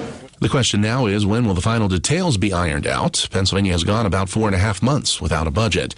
The role played by a former Pennsylvania Supreme Court justice in determining Adolf Hitler's fate will be featured in a new documentary next week. Tori Gates has more. Michael Musmano was an Allegheny County native who fought in both World Wars and served as a judge during the Nuremberg trials before becoming a Pennsylvania Supreme Court justice. His efforts to confirm that Nazi leader Adolf Hitler had in fact committed suicide in his Berlin bunker is the subject of a new documentary that premieres on the Smithsonian Channel.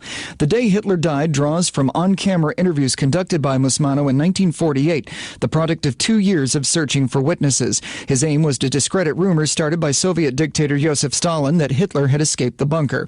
The documentary airs next Monday. This will be the first time these interviews have been viewed outside Germany. I'm Tori Gates. A Philadelphia police officer is recovering after he was dragged for a half a block by a stolen car. Police say officers stopped the vehicle last night and questioned the driver, who then took off, hit the officer, and dragged him down the street before he was able to free himself. Police say the pursuit ended when that car crashed into an SUV. And an arbitration panel says Highmark wrongfully lowered cancer care payments to the UPMC system and should pay millions for past claims. Insurance brokers say the ruling will result in higher rates for Highmark customers with group coverage. I'm Brad Chrisman, and you're up to date from Radio PA. They did it in California, New York, and New Jersey. Across the country, Verizon is forcing customers off their traditional telephone service and onto less reliable and oftentimes more expensive wireless networks. By cutting access to reliable landlines, Verizon has put our schools, businesses, and general safety at risk. To find out more and to tell your legislators to put an end to Verizon's tactics, visit don'thanguponme.com. Paid for by Consumers 2020. Students, when I call the reason for your absences throughout the years, please exit the auditorium without your high school diploma. Too tired? Family trip? Sick day? Starting the holidays early. Starting in the 6th grade, students who miss 18 days or more of school in a year for any reason will fall behind and risk not graduating high school. How many days of school has your child missed this year? Absences add up. Keep track at boostattendance.org. Brought to you by the U.S. Army. Keep track at boostattendance.org. First in York, first in sports. Your only local sports station. The new Sports Radio 1350. WOYK, York, Pennsylvania. Suicide bombings, Pentagon threats. I'm John Trout. A pair of suicide bombings has claimed 41 lives, 200 injured in southern Beirut, Lebanon. According to CNN, there's a statement from ISIS claiming responsibility. That statement has not been authenticated. An Ohio man has been charged with trying to arrange the killings of U.S. service members. Pentagon spokesman Peter Cook. One count of solicitation of a crime of violence. Specifically, the allegations here that he was soliciting the murder of U.S. service members here in the homeland on behalf of ISIL. Prosecutors say Terrence McNeil posted online the names and addresses of military members professing support for ISIS, calling on followers to kill Americans. A judge has denied bond for 2 Virginia men accused of trying to buy weapons to attack synagogues and black churches. In custody since Sunday, the FBI says the pair tried to buy explosives from undercover agents posing as gun dealers. I'm John Trout. The University of Missouri has announced a new interim president, Mike Middleton, an African-American, the school's former deputy chancellor. Emboldened by recent upheavals at that university, Ithaca College students staged a walkout Wednesday. Correspondent Paul Verkaman. Hundreds of students staged a walkout that yesterday.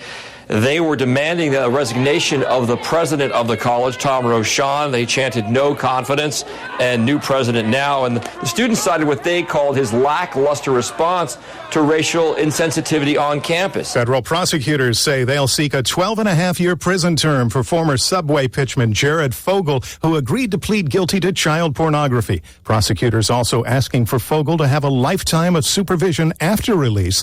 Sentencing is set for November 19th. On Wall Street, the Dow is down 206 points. The Nasdaq off 44 points. The S&P down 22 points. I'm John Trout. Geico applauds your inner journey seeker. Geico gives a hearty pat on the back to the part of you that just wants to get out and ride your motorcycle, to take to the open road, and let the wind and bugs fly your way. In fact, bring on the bugs. They can't stop your quest for highway enlightenment. Geico insures not only your car, but also that fine-looking bike of yours, with a custom-tailored policy and the best rates for you. So next time you suit up for adventure, make sure to take Geico along for the ride. Geico Motorcycle. See how much you could save. This is Charles Osgood. Tax compliance can be a real pain for businesses. That's why I'd like to tell you about Avalara's powerful tax automation technology. Avalara simplifies sales tax and other business taxes with real-time tax rate calculations and automatic return filing. Avalara's software already integrates with your accounting, e-commerce, and point-of-sale systems, so it couldn't be easier. Find out how the good people at Avalara can help you at avalara.com. That's AVALARA.com. Hi, this is Jesse Shea, head coach of the Red Lion Lions. You're listening to Sports Radio 1350 WOYK. First in York, first in sports.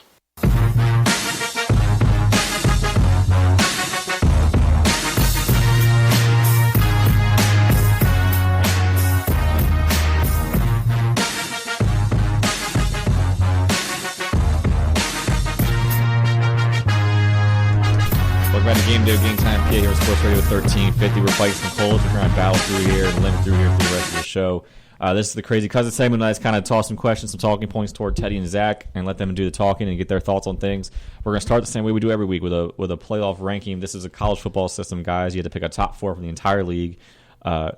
Now that we've seen the whole regular season, who do you guys go with? I usually think about this like a lot before I show up. I really didn't today, and then when I thought about it over the commercial break, I realized Zach we have is a so shakeup. honest about his lack of preparation.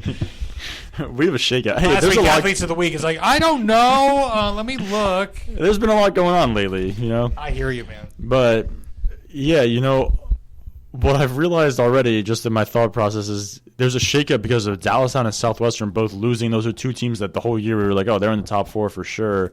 I mean, you got to leave Dallastown in there, I think, despite a loss. You know, there's I think Suburban has to be in. There's now. injury too. Like, what else can you do? I already know what I'm doing. I think we put Suburban in last week. Did we not? Yeah, we did. I know what I'm doing.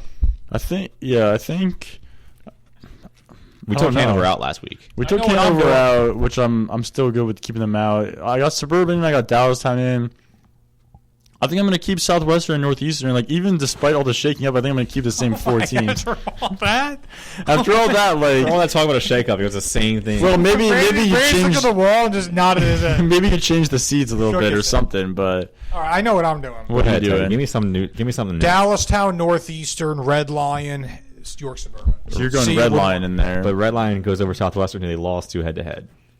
on Red Lion's field by like a pretty good margin too. See, that's why I'm keeping Southwestern in there.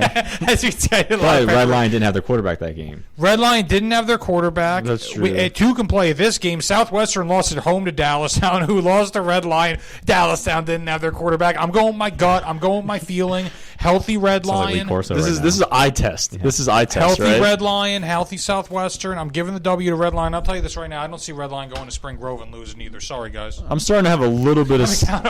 I'm starting to have a little bit of sympathy. It's classic. Shots fired. Yeah. I'm starting to have a little sympathy for the college football committee because you know pretty much anything we say we could then one of the another person could totally and combat it's it. just us 3 in the room trying to agree on 4. Yeah, like well, it's not 16 going to happen. The other option obviously is going Dallastown, Northeastern, Suburban, and Hanover. In my mind, that's the other thing you could do. Well, I don't know. I think one thing that would have to be determined is how much does missing your quarterback matter. It matters a lot. Well, I know that, but how much should it matter in the rankings? Because Dallastown lost a game like that, Red Lion lost a game like that, 2 games really. I would love to see. You're right. I'm struggling a little. Yeah, talking about having a crick. I wouldn't keep Hanover in there just because I would love to see either a Hanover or Suburban matchup, throw Kraut versus Merkel at each other in that orange-black battle. I still want Southwestern versus Hanover. Southwestern versus Hanover would be fun. I want Hanover in there just for the intrigue of it. They're like the Baylor TCU. They're Boise State. Yeah, they're down there. Yeah, but I don't know. I just think, and when I look at the college football rankings, I always have the argument, why do you play the games? I hate this eye test stuff.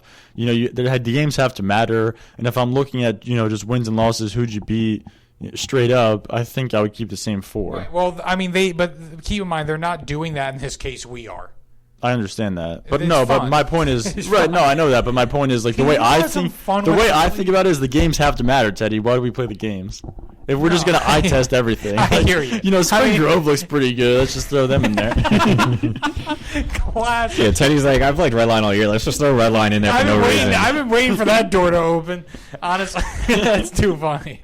That's too funny. Next topic I want to put your guys' way. We have some So just no verdict. We're just going on. I'm not going to agree with either one you guys most likely. Well, what would you do? I'm not either. I said I like Hanover for the intrigue. I also I would do it. I'd be too biased for just matchups. I'd be like, ooh, what's this matchup look like? Throw them in there even if they don't deserve it. So we should just do a bowl. Just make bowl games and just match up the teams you want. Hanover, Southwestern. That's done. Yeah, that's a bowl. The next question I guys had for you guys is we had a lot of teams that exceeded expectations, had a great seasons. The Hanovers, the Biglevilles, those guys.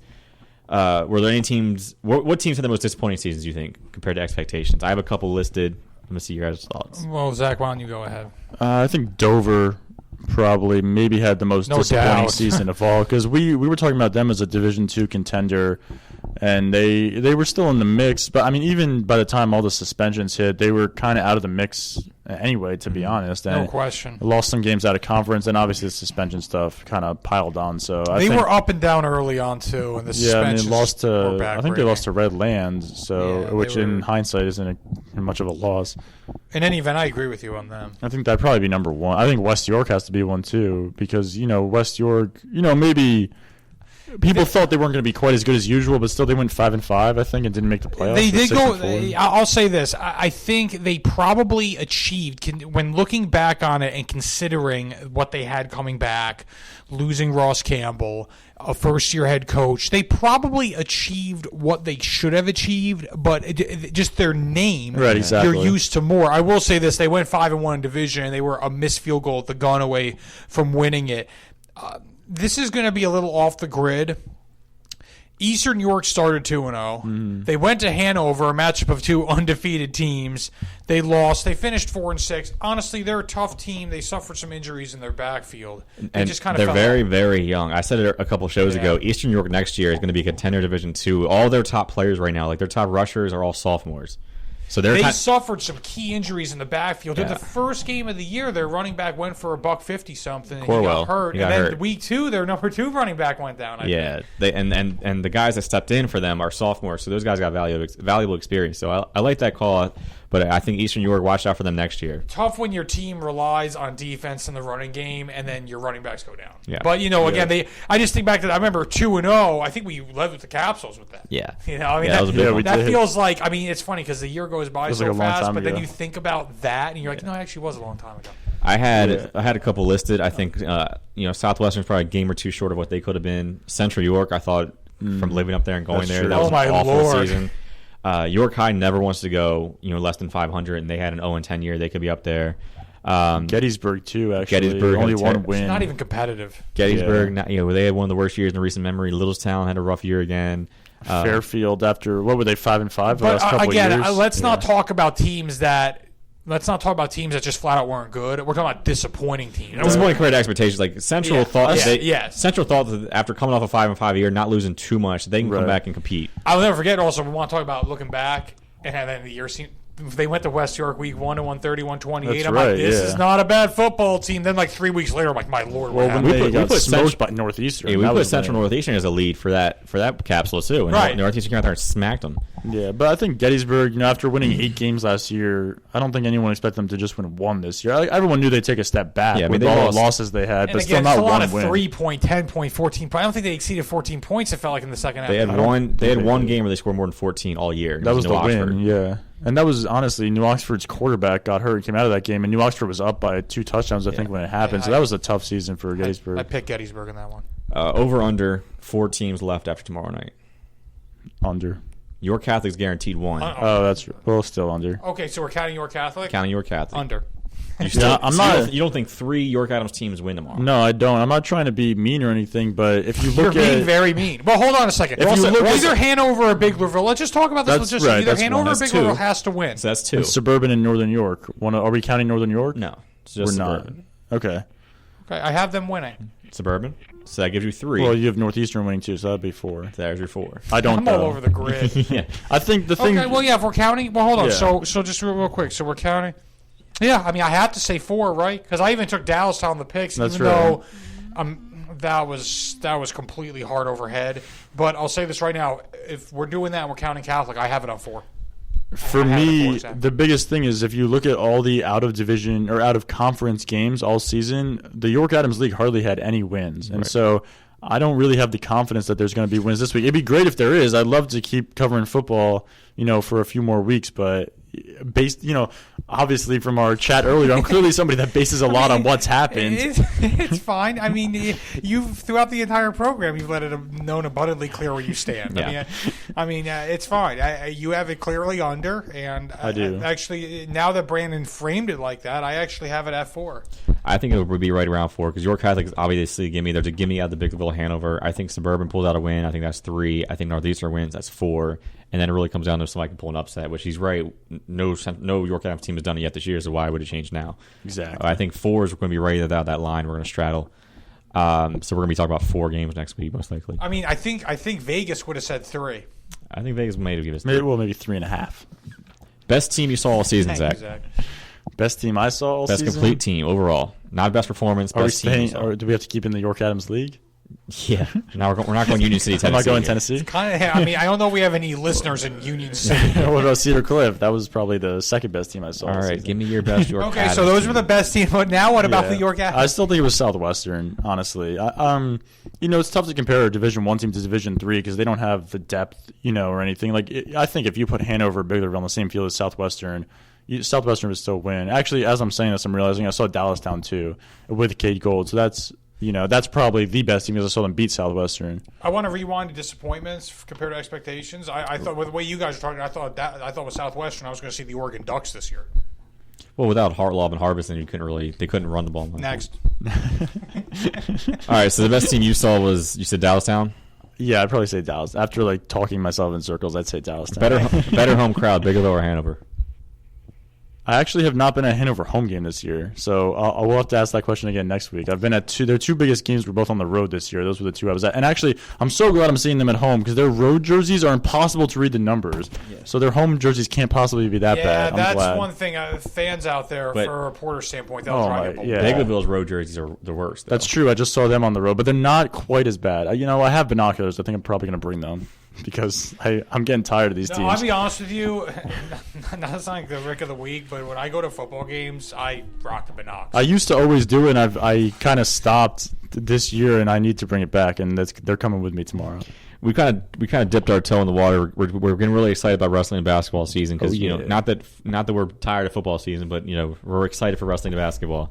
Give us a wrestling team or a wrestler or a basketball team you have your eye on in Hanover. Give us somebody to get excited about. Someone to get excited about. A wrestler that I'm definitely keeping an eye on is Caleb Garland of Hanover. He went to States last year, and he had the worst luck I've ever seen at districts and at States. I think I saw him lose 3 matches, all on questionable refereeing or something totally bizarre happened in matches that he probably could have won. His issue was always, though, he would dig himself a hole, then he'd be on this frantic comeback and almost get a pin that would be taken away from him or something. So if he can just start a little faster this year, he's a kid that I think could probably medal at States. Zach's a huge wrestling guy. I remember that. I mean, I do like the wrestling. Started here last year, right? It was your first day. My what's first this week, Miller kid doing? He's at wrestling. My first week, I was at districts for wrestling. I came in, I was literally districts, and the next week I didn't do regionals, and I went to States. So I spent. You met Caleb Garland before you met Brandon. Before I met you, that's actually a true story. Yeah, and I was completely okay with that. I was like, dude, go do wrestling because I have no idea what I'm talking about. Yeah, welcome. Of the first 15 days that I worked in Hanover, I spent 5 of them in Hershey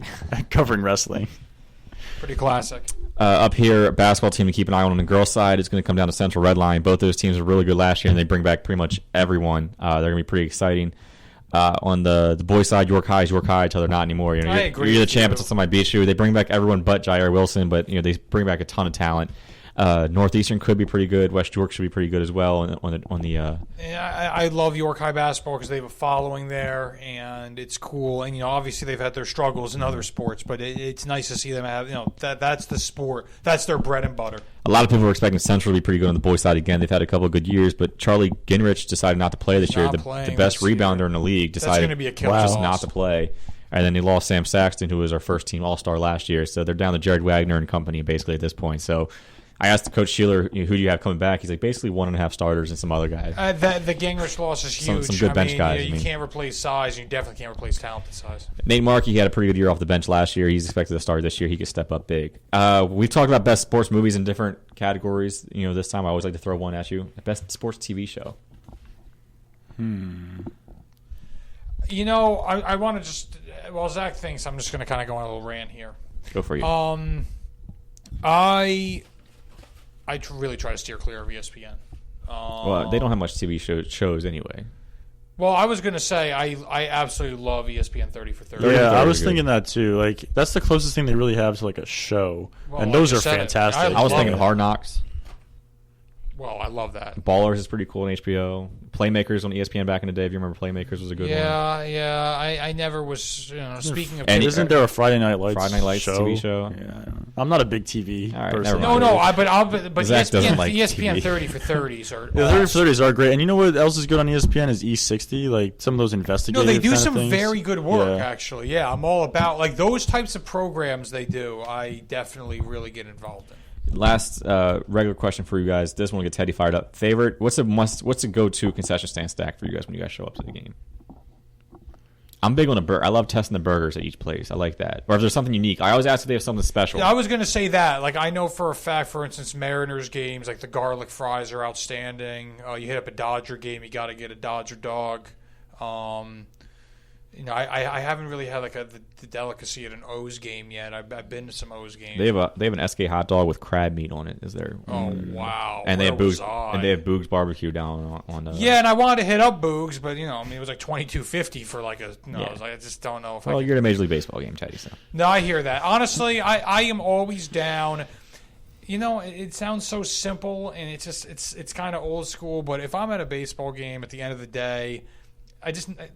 I always need the dog, and honestly, I'll say right now, I am just obsessed with soft pretzels. Really? Yeah. I like soft pretzel with cheese. I like the hot dog too. I'll do cheese. I'll do mustard. Whatever you got. I'll do. A ballpark Frank is always he's just a basic classic. You know what you're getting. Mm-hmm.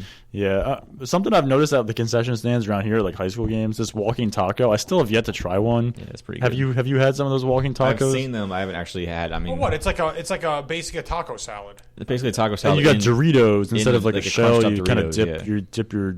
Oh, you don't dip your Doritos. It's like the ones I've seen. Like they basically open up a bag of Doritos, crunch it up, and pour the taco stuff in sauce. So you basically eat it out. It's kind of also like it's almost like And you got a spoon? Like a Frito pie. Whoa! It's almost like a Frito. They got that on the live stream. It's almost like a Frito pie.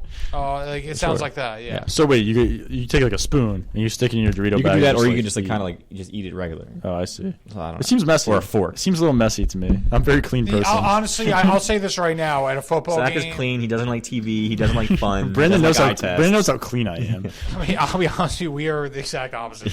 No, I was going to say that. Also, I haven't really hit Brickers.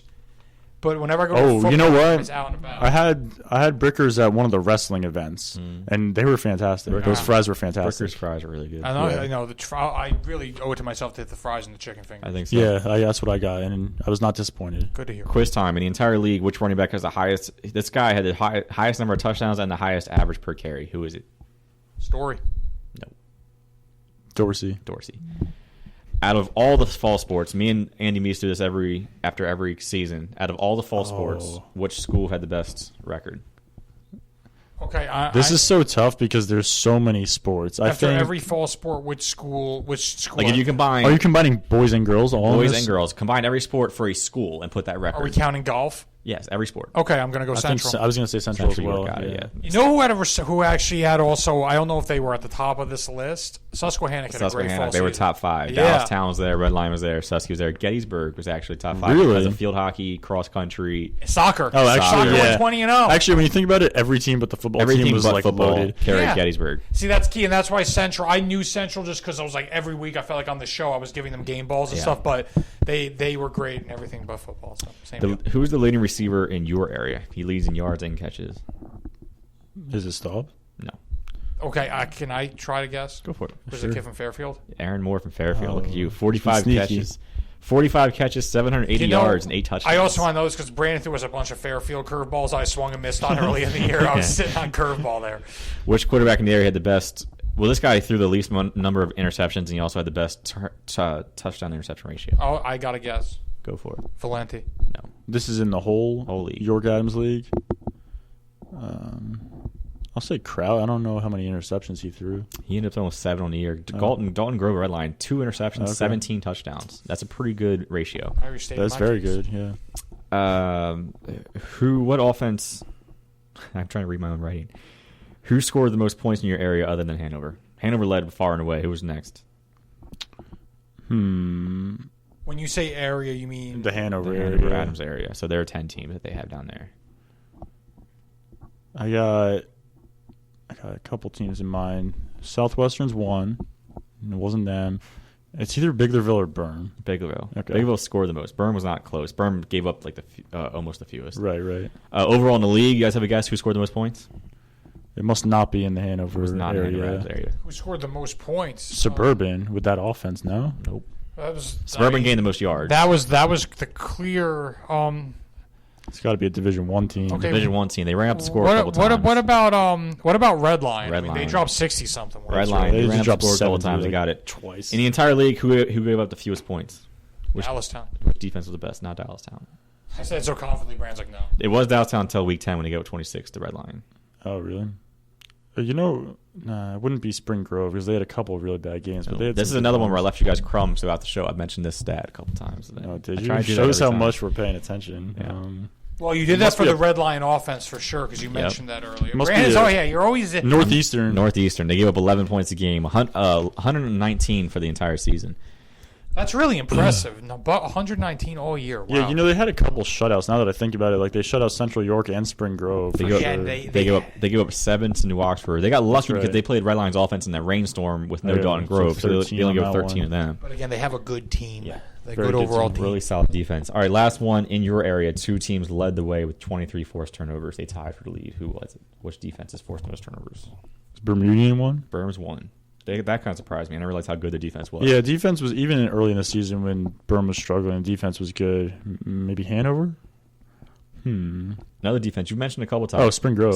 Yeah. Spring Grove and Burn each forced 23 turnovers. Yeah, I just want to say about Burn. I felt like every week the final was like 20-17, 24-17. Yeah. Fun fact about forcing turnovers and defense in the league: Eastern York led the way with 28 forced turnovers. The defense was solid. That defense was real solid. Those backs stay healthy. They also the thing that hurt them is you can rely on the run game. It's fine, but if you only throw for 300 yards the entire season, you're not. I mean, they average 30 passing yards a game. You even think back to week 3 against Hanover, right? They lost 13-7. Yeah. Like Hanover scored points this year. Yeah. The team lost 13-7 that defense, they only give up. I mean, they had Suburban held down to 7 until like the third quarter, and then Suburban put up a couple late, but. I mean that defense has been solid year, which is why I'm on the Eastern bandwagon for 2016. Yeah, I like that call a lot. No, even Coach Laux, the Suburban coach, after the game, he's like they play tough football. Yeah, I mean they're going to hit you in the mouth.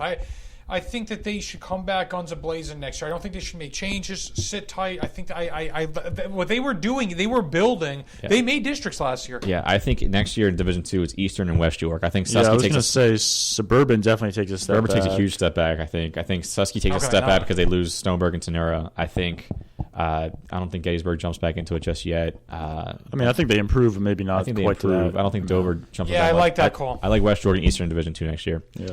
Anyway, that's it for the Crazy Cousins segment. We went way over, but that's fine. We're going to talk some other sports when we come back. I'm heading out to Spring Grove and get some medicine for the sore throat. Teddy's going to take care of you. Zach's going to take care of you. And they got a special guest for the next segment. We'll see you after the break.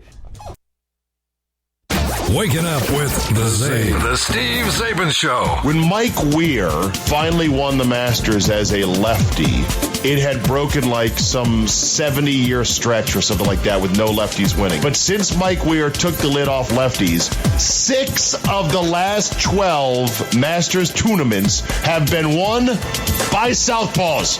Behold, your stats of the day. Join me, Steve Zabin, mornings at 6 on Sports Radio 1350 WOYK. Pain doesn't take Sunday off. Neither do we. We're open weekdays 8 to 8 and weekends 9 to 6. Just walk into WellSpan Urgent Orthopedics, 2319 South George Street in York, across from the Apple Hill Health Campus. Visit wellspan.org/urgent orthopedics today. It's going to be another epic year in high school football, and Sports Radio 1350 is ready for kickoff. Tune in every Friday night this fall for the high school football game of the week, presented by WellSpan Sports Medicine. Plus, go to WOYK1350.com for a full breakdown of the teams and the players of the 2015 York Adams League. The high school football game of the week, presented by WellSpan Sports Medicine. Catch the action every Friday night on Sports Radio 1350, online at WOYK1350.com, or download the WOYK mobile app. This Sunday on Sports USA, 2 of the unbeatens will try to make it to 9-0 this season. First up, Cam Newton and the Carolina Panthers face rookie Marcus Mariota and the Titans in the Music City. Then, Brady and Gronk head to the Big Apple to take on Eli and the Giants. Panthers at the Titans, then the champion Patriots at the Giants. All this Sunday on Sports USA. Your home for the NFL. Sports Radio 1350 WOYK.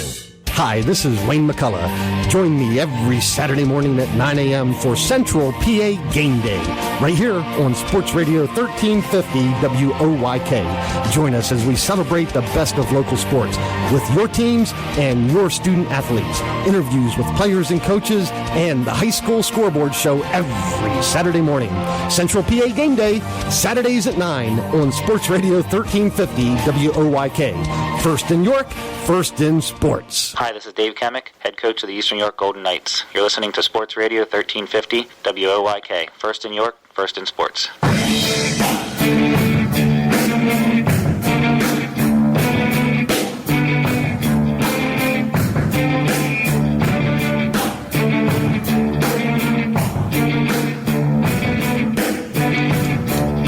Welcome back, Game Day with GameTimePA here on Sports Radio 1350 WOYK. I am Teddy Feinberg, joined by Zach Miller, and newcomer to the program, newcomer to the GameTimePA family, Christian Arnold, coming from, I don't want to say Cold Spring Harbor, and I don't want to say Huntington, but he's coming from Long Island, New York. Christian, maybe you can bring clarity. You were so close, too. Centerport, New York. Okay, Centerport, New York. Over. Okay, so I bounced around it. I knew it was a general neighborhood. Christian's been with us, I want to say it's been 3 weeks. Is that accurate? Yeah. Originally I was going to say 2, but I always tack on. Whenever I think it's something from a time standpoint, I always go a little over because time can be a hard thing to judge. But in any event, welcome to the show. Welcome to York, Pennsylvania. How are things been going for you? Things have been pretty good so far. Getting accustomed to everything going on and learning about the area a lot, and then figuring out my way around the area a lot. So it's been an adventure the last couple of weeks. I'm sure it's been a learning process. Yeah, that's the nice way to put it. Yeah. Any thoughts, feelings, and opinions early on? I mean, you have kind of ran the gamut early. We've gotten you to some soccer. We've gotten you to some volleyball. We've gotten you to some CPIHL action, which was really a wild card. You did some coverage on the Dover football stuff when that stuff went down. You've obviously done some high school football. Early impressions? I mean, it's definitely been a whirlwind. I mean, not only just coming in during the playoffs, but there's a lot of action that goes down around these parts. It seems you like. Came in at an interesting time for sure. This time of year is probably as much action as you're going to get. I mean, it's out of the frying pan into the fryer. Yeah, really. Did you any takeaways? I know you covered Central's District 3 run in soccer. Any takeaways from that? Anything from York Catholic volleyball early on? York Catholic volleyball was entertaining to watch. I mean, they're a team that, once they kind of get going and they're focused, I mean, they really take it to an opponent.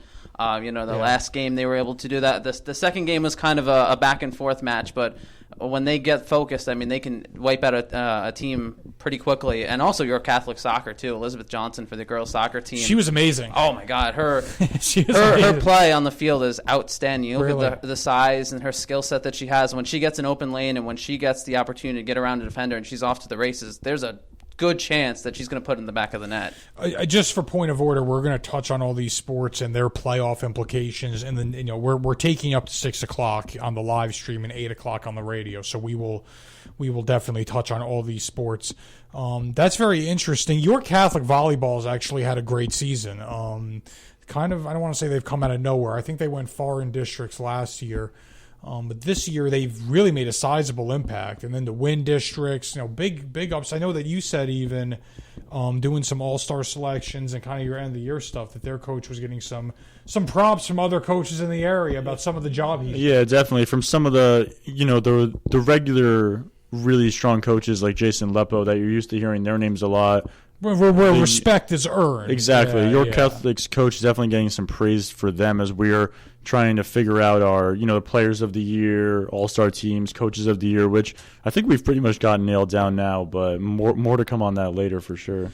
You got to talk to them about that, but just because they obviously if you're a professional in your field, you're going to have insight on the other professionals. Right. I mean, like me and Brandon and Christian only get to see these teams maybe a few times a year. Some of the teams we're not seeing at all. Like I never saw York Catholic volleyball, even though I was at several Division III matches. They're also not, necessarily in my area, but they certainly come there a lot. But yeah, the coaches know best. They're the ones who are at every game, obviously, and a lot of them have been around for several years, and they really know what they're looking for. And so we try to talk to as many coaches as we can to get their insights. So anyway, you said that York Catholic volleyball did stand out to you. It's interesting, too, just to kind of piggyback off of that, because they're such a young team. They have 3 seniors on the squad, and the rest are sophomores, juniors, and like 4 freshmen on the squad. So the fact that they've been able to make such an impressive run this season as well, with such a small number of senior leadership on the squad, also talks to the maturity that whole team has. It talks to the maturity they have, and it also talks to the fact that they're not going anywhere anytime soon. They had a really, really big season. So that'll be interesting to see how all that unfolds. Obviously, let's see who they're playing here next. York Catholic is playing North Star on Saturday at 1 p.m. That is at Chambersburg High School. That's the quarterfinals of the Class A girls volleyball tournament. So, again, they won the District 3 tournament. They beat Blue Ridge last week. To open, or this past Tuesday to open things up. Now they're going to have North Star again at Chambersburg High School at 1 p.m. Sticking at York Catholic, their girls soccer team faces Warrior Run. I want to play for Warrior Run. They face Warrior Run on Saturday at 1 p.m. That's at Mechanicsburg High School. Are you getting out and about and covering anything on Saturday? Not 100% sure yet, but one of the other things that's really stood out to me since I got here is the fact that teams that have Blue Ridge or Red Lion have no colors connected with the name. Red Lion is like orange. That's a really good point. And Blue Ridge is like white or something to that effect. It doesn't make sense. If your name is Blue Ridge or Red Lion, I would expect some sort of red in your uniform color. I want to say right now, as random as it sounds, I had a similar reaction when I first got here. First of all, what's Red Lion's mascot? The Lions. Well, that makes sense at least. Well, the Red Lion Lions. I mean, that to me sounds a little silly.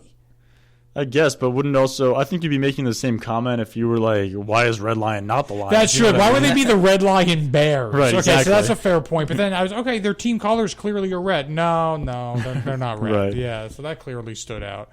I think those are very key observations, actually. What did you think of the CPIHL action? You are a big hockey fan. You have background covering hockey, some background covering some professional hockey. Obviously, the New York Islanders, God rest their soul, they're not in the Nassau Coliseum anymore. Disgraceful move. But in any event, what were your feelings on the CPIHL? When you went out there and obviously did your season preview. Can we also tell the listeners what that is and me, because I'm not actually sure what the CPIHL is? Christian might actually be better equipped to do this. It's the Interscholastic Hockey League, Central Pennsylvania Interscholastic Hockey League.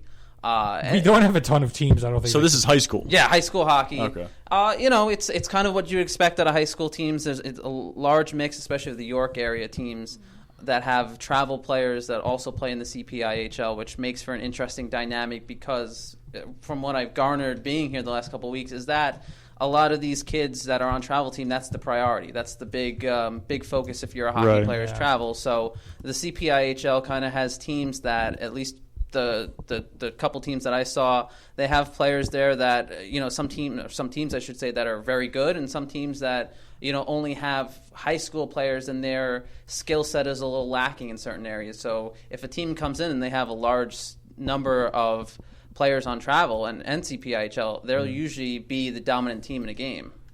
So how many teams do we have in the York area? I'm guessing we don't really have an Adams present. This is a York thing. There are many. Central and Dallastown combined for a team. Oh, so it's literally like the high school. It's not like a...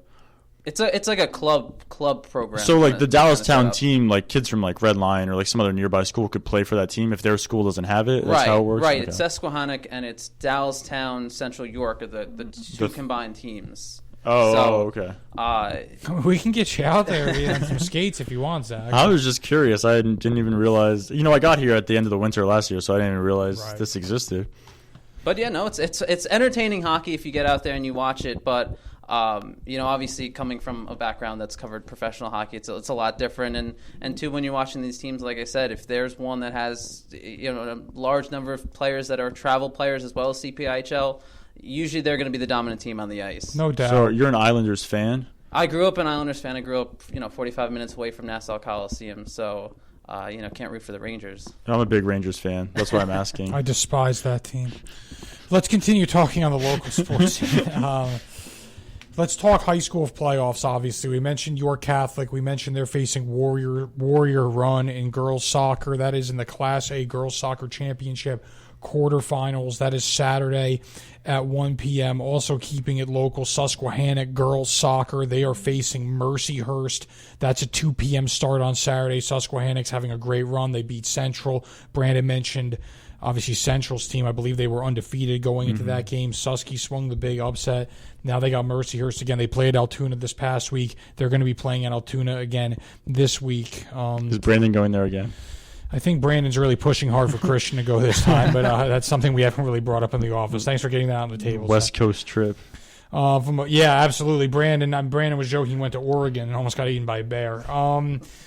Class 2A Boys Soccer Championship. Look at that. Susquehannock remains in it as well. Again, their boys team. Susky's had a very solid fall season. We talked about their football program being much improved. Their volleyball team was very effective. Their two soccer teams are making a little bit of a run here in the state playoffs. Susquehannock faces, it looks like South Fayette here at 4 p.m. at Altoona High School. Another Gettysburg High School. They were 20-0. They lost the District 3 championship. They actually then won their first-round state playoff game against Lansdale Catholic. They are facing Northwestern Lehigh. Zach, obviously you've covered Gettysburg. I mean, Tom Sixius has covered them like white on rice this year. Yeah, Tom's covered them a lot, and actually Matt Alabone, who is our new guy, our new GameTimePA guy in Hanover, just like Christian is in York, he's kind of taking it, going on the road trips, while Tom... He's kind of taking him under his wing. Yeah, exactly. So he's seen him more than I have already, even though he's only been here a couple weeks. But yeah, I mean, this is a team, the Yingling brothers that we talk about and give game balls to all the time. They both scored in the last game. They're moving on, and despite the fact that Gettysburg lost the district title game, that didn't slow the fact that they're out to win a state title. And I think, that was just a game where, it was just one game and things didn't quite go right. And it happened to be a district final game, but luckily they get to move on to states. And, I think they're probably hoping for a rematch with Lancaster Mennonite and trying to win a state title. There is the theory that a loss isn't necessarily a bad thing. And I think in their particular case, again, I think it's similar to Hanover football. I don't even think they trailed until they lost. No, I don't. I mean, I don't think they were even in a close game really until that one. They've beaten everybody like 6-0, really 8-0. Like if you're just blowing teams out and winning handily all the time, right? Then it's tough to get into like a gritty situation. I know, but sometimes that does a team so much better in the long run than them just going out and dominating game in and game out, because it teaches them that's exactly fundamental rule that you're going to lose eventually, and then you have to figure out how to bounce back from that. I completely agree. Like, you need to face some level of adversity. You need to trail. You need to lose. Yeah, because you see teams all the time, if they dominate all season long, then they get into a close game for the first time. Usually they come up on the losing end of that close game for the first time. You don't see a lot of teams that just know how to win close games when they've never been in them before. That's exactly right.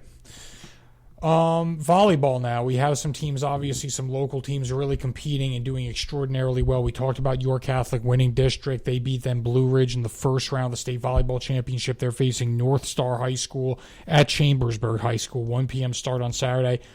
We're going to skip over to 3A real quick because I want to ask Zach about DeLone Catholic, who are also taking the court in 2A. But in the Class 3A Girls Volleyball Championship, Central York is facing Cumberland Valley. That match is at 1 p.m. at Lansville High School on Saturday as well. A lot of Saturday. It's going to be a busy Saturday at the office. Yeah. And then DeLone Catholic Volleyball, they're facing... Zach, can you help me with this? Is it Villa Maria Academy?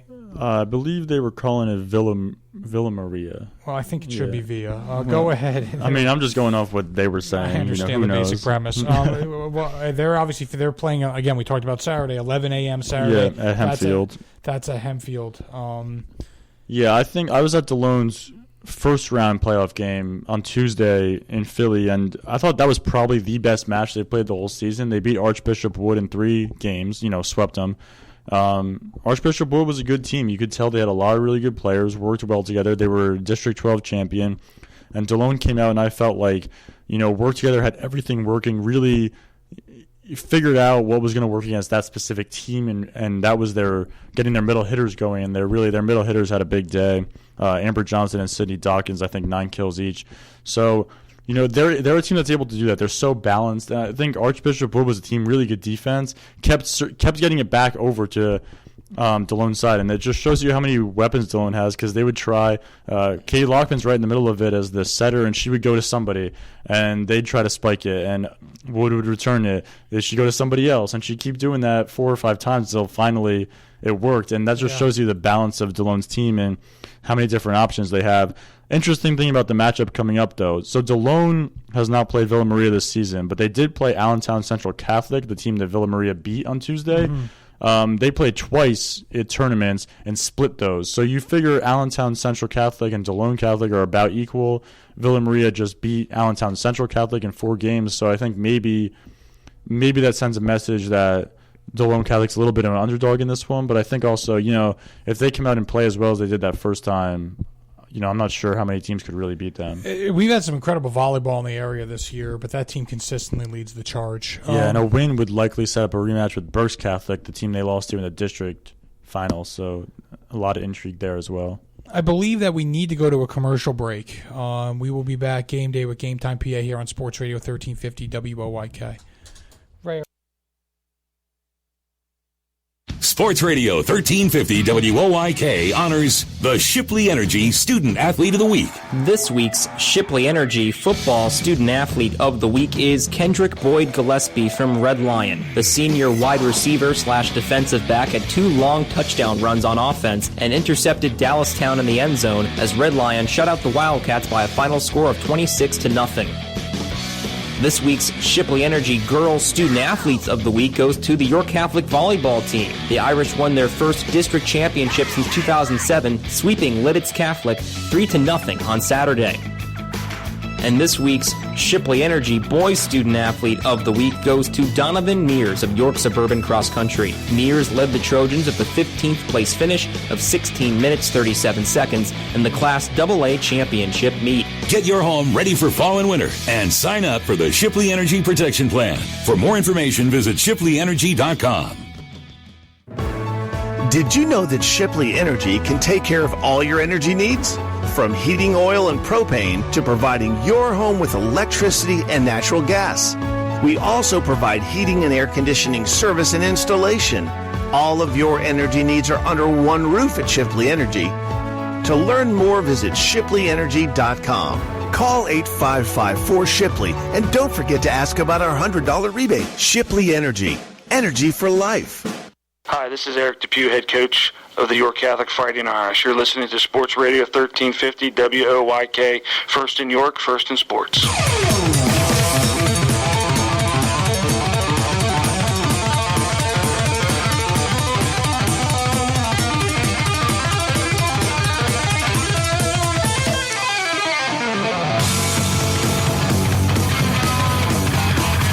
Welcome back, Game Day with Game Time PA here on Sports Radio 1350 WOYK. Teddy Feinberg, Christian Arnold, Zach Miller. We are here live from Santander Stadium, taking you up to 5:56 on the live stream, 7:56 on the live radio. Well, it's not the live radio. We're delayed radio. Thank you, Zach. But in any event, we're here. We have some big state playoffs coming up this weekend. We've been talking football all day long, and we're going to wrap up the show by talking football as well. Christian, you're heading to Dallastown Central Dolphin East. Again, maybe your first time seeing Dallastown this year. Yeah, I think so. Any expectations going into this one? From what I understand, I think Dallastown is the favorite heading into that. So I'm expecting a good match. I'm expecting a good football game. So I'm excited. I've been enjoying my first couple weeks of coming from Long Island. High school football is not the biggest thing, so getting to see real high school Friday Night Lights action has been a fun experience. Yeah, it's pretty cool. Dallastown, they need their quarterback to play. We've talked about this. They've had a great year. But it should be an interesting one. All these games are 7 p.m. starts on Friday. Let's run through them again real quick for those that weren't with us earlier. York Suburban visiting Northern York. That's a highly intriguing game. Northern Lebanon at Northeastern. Spring Grove at Manheim Central. Southwestern at Hempfield. Biglerville at Hanover, Central Dauphin East at Dallastown, Red Lion at Cumberland Valley. York Catholic has a bye this week in Class A. Zach, what about you? What are you looking for out of your game? You're covering Hanover, Biglerville. I'm just so excited for the atmosphere. I mean, this is as anticipated of a high school football game in Hanover or most of Adams County, aside from Bermudian Springs, probably in a long time. Two teams that just played each other 2 weeks ago, co-champions in Division III. Hanover looking to avenge its only loss of the season. So there is so much on the line. The atmosphere is just going to be amazing. I mean, this might be the most packed Shepherd Meyer Stadium has ever been since it was built. I'm just excited to see these good athletes going at it again. And I'm just excited for the atmosphere. It's just going to be wild. I mean, I'm going to think I'm prepared when I show up. I'm probably not going to be fully prepared for the noise and the intensity. It should be very interesting. That game is clearly high intrigue. Again, we talked about Central Dauphin East at the Dallastown. That game's interesting too. Dallastown's had a great year. Question is senior quarterback Cade Gold healthy to go in that game? And if he does go, at what percentage is he at? York Suburban at Northern York, highly intriguing. A lot of us picked Suburban to win that game on the road. Northern's had a great year. They kind of ended a little cold. Suburban's been as hot as a pistol for the last month. As hot as any team in our area. Easily. Northern York at Lebanon. Northern Lebanon at Northeastern. Northeastern, the home field advantage. Northern Lebanon, a couple losses by forfeit this year, so that'll be intriguing to see how things shake out. Definitely interesting. A team that hasn't actually lost on the field. Technically an undefeated team going on the road for a playoff game is always interesting. Very strange. Spring Grove at Manheim Central. Spring Grove made a miracle run to get in. We'll see how they do on the road. Southwestern at Hempfield. Southwestern kind of ended their season on a low note by losing at Spring Grove, but hey, they still made it to the postseason. Now they go on the road. It does not matter what you did last week. It matters what you do this week.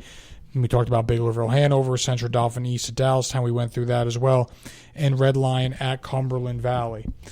We'll be at every single game covering for you all. You can follow us at GameTimePA_SC on Twitter. You can also check us out on our GameTimePA Facebook page.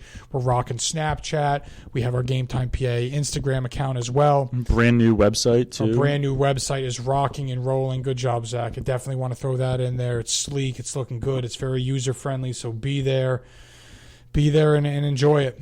We will be back, as always, next week. Game Day with Game Time PA. Thanks for joining. Payne doesn't take Sunday off. Neither do we. We're open weekdays 8 to 8 and weekends 9 to 6. Just walk into WellSpan Urgent Orthopedics, 2319 South George Street in York, across from the Apple Hill Health Campus. Visit wellspan.org/urgent orthopedics today. It's going to be another epic year in high school football, and Sports Radio 1350 is ready for kickoff. Tune in every Friday night this fall for the high school football game of the week, presented by WellSpan Sports Medicine. Plus, go to WOYK1350.com for a full breakdown of the teams and the players of the 2015 York Adams League. The high school football game of the week, presented by WellSpan Sports Medicine. Catch the action every Friday night on Sports Radio 1350, online at WOYK1350.com, or download the WOYK mobile app. The puck drops here. Wellman, the shot, score! Sports Radio 1350, your home for Hershey Bears hockey. Casey Wellman has won it in overtime for Hershey. And the Washington Capitals. Here in a shot, they score! Defending the Den and rocking the red all season. Catch the Bears and the Caps on Sports Radio 1350 WOYK. First in York, first in sports. Welcome to WOYK's High School Basketball Spotlight. Brought to you by WellSpan Sports Medicine, the official healthcare and sports medicine provider of the York Revolution. The Central York Panthers are on a bit of a rebuild this season after losing 6 seniors, including Sam Saxton, due to graduation. Head coach Kevin Sheeler believes this won't impact the Panthers immensely, but it will be a new-look Panthers team this year. But losing not just Sam, but 6 total seniors, losing 7 of our top 9 from last year, definitely leaves us with a skeleton crew coming back. But I'm excited about this year. I think the boys coming back are a good group of guys, and they've been working really hard this offseason, and we have the same goals this year as we've had the previous years. Head coach Kevin Sheeler had a few names in mind when talking about those he expects to increase production this year. Jared Wagner started most of our games last year. I think he missed a couple starts because of an injury, but he's coming back as a senior. He'll be our primary ball handler. and he's going to be a 3-year varsity player. So he's definitely going to help us out a lot this year. And same thing with Nathan Markey. Nathan started a few games for us last year. Again, this will be his 3rd year of varsity basketball. And those two guys have done a great job this offseason of bringing the inexperienced guys along, helping them out, and really being good models and leaders for our team. I think this group of guys has great chemistry. They work well together. I don't think you're going to see us coming off the bus, and I don't think we're going to scare a lot of opponents just from the look of our team. But man, we play great team ball together, and I think that's going to be a good thing for us this year. Catch a preview every day as we break down the teams and players of the 2015-2016 York Adams League on WOYK's High School Basketball Spotlight, brought to you by WellSpan Sports Medicine. And make sure to check out every team preview on WOYK1350.com. Have you been injured? At WellSpan Urgent Orthopedics, no appointment is needed. Learn more at wellspan.org/urgentorthopedics.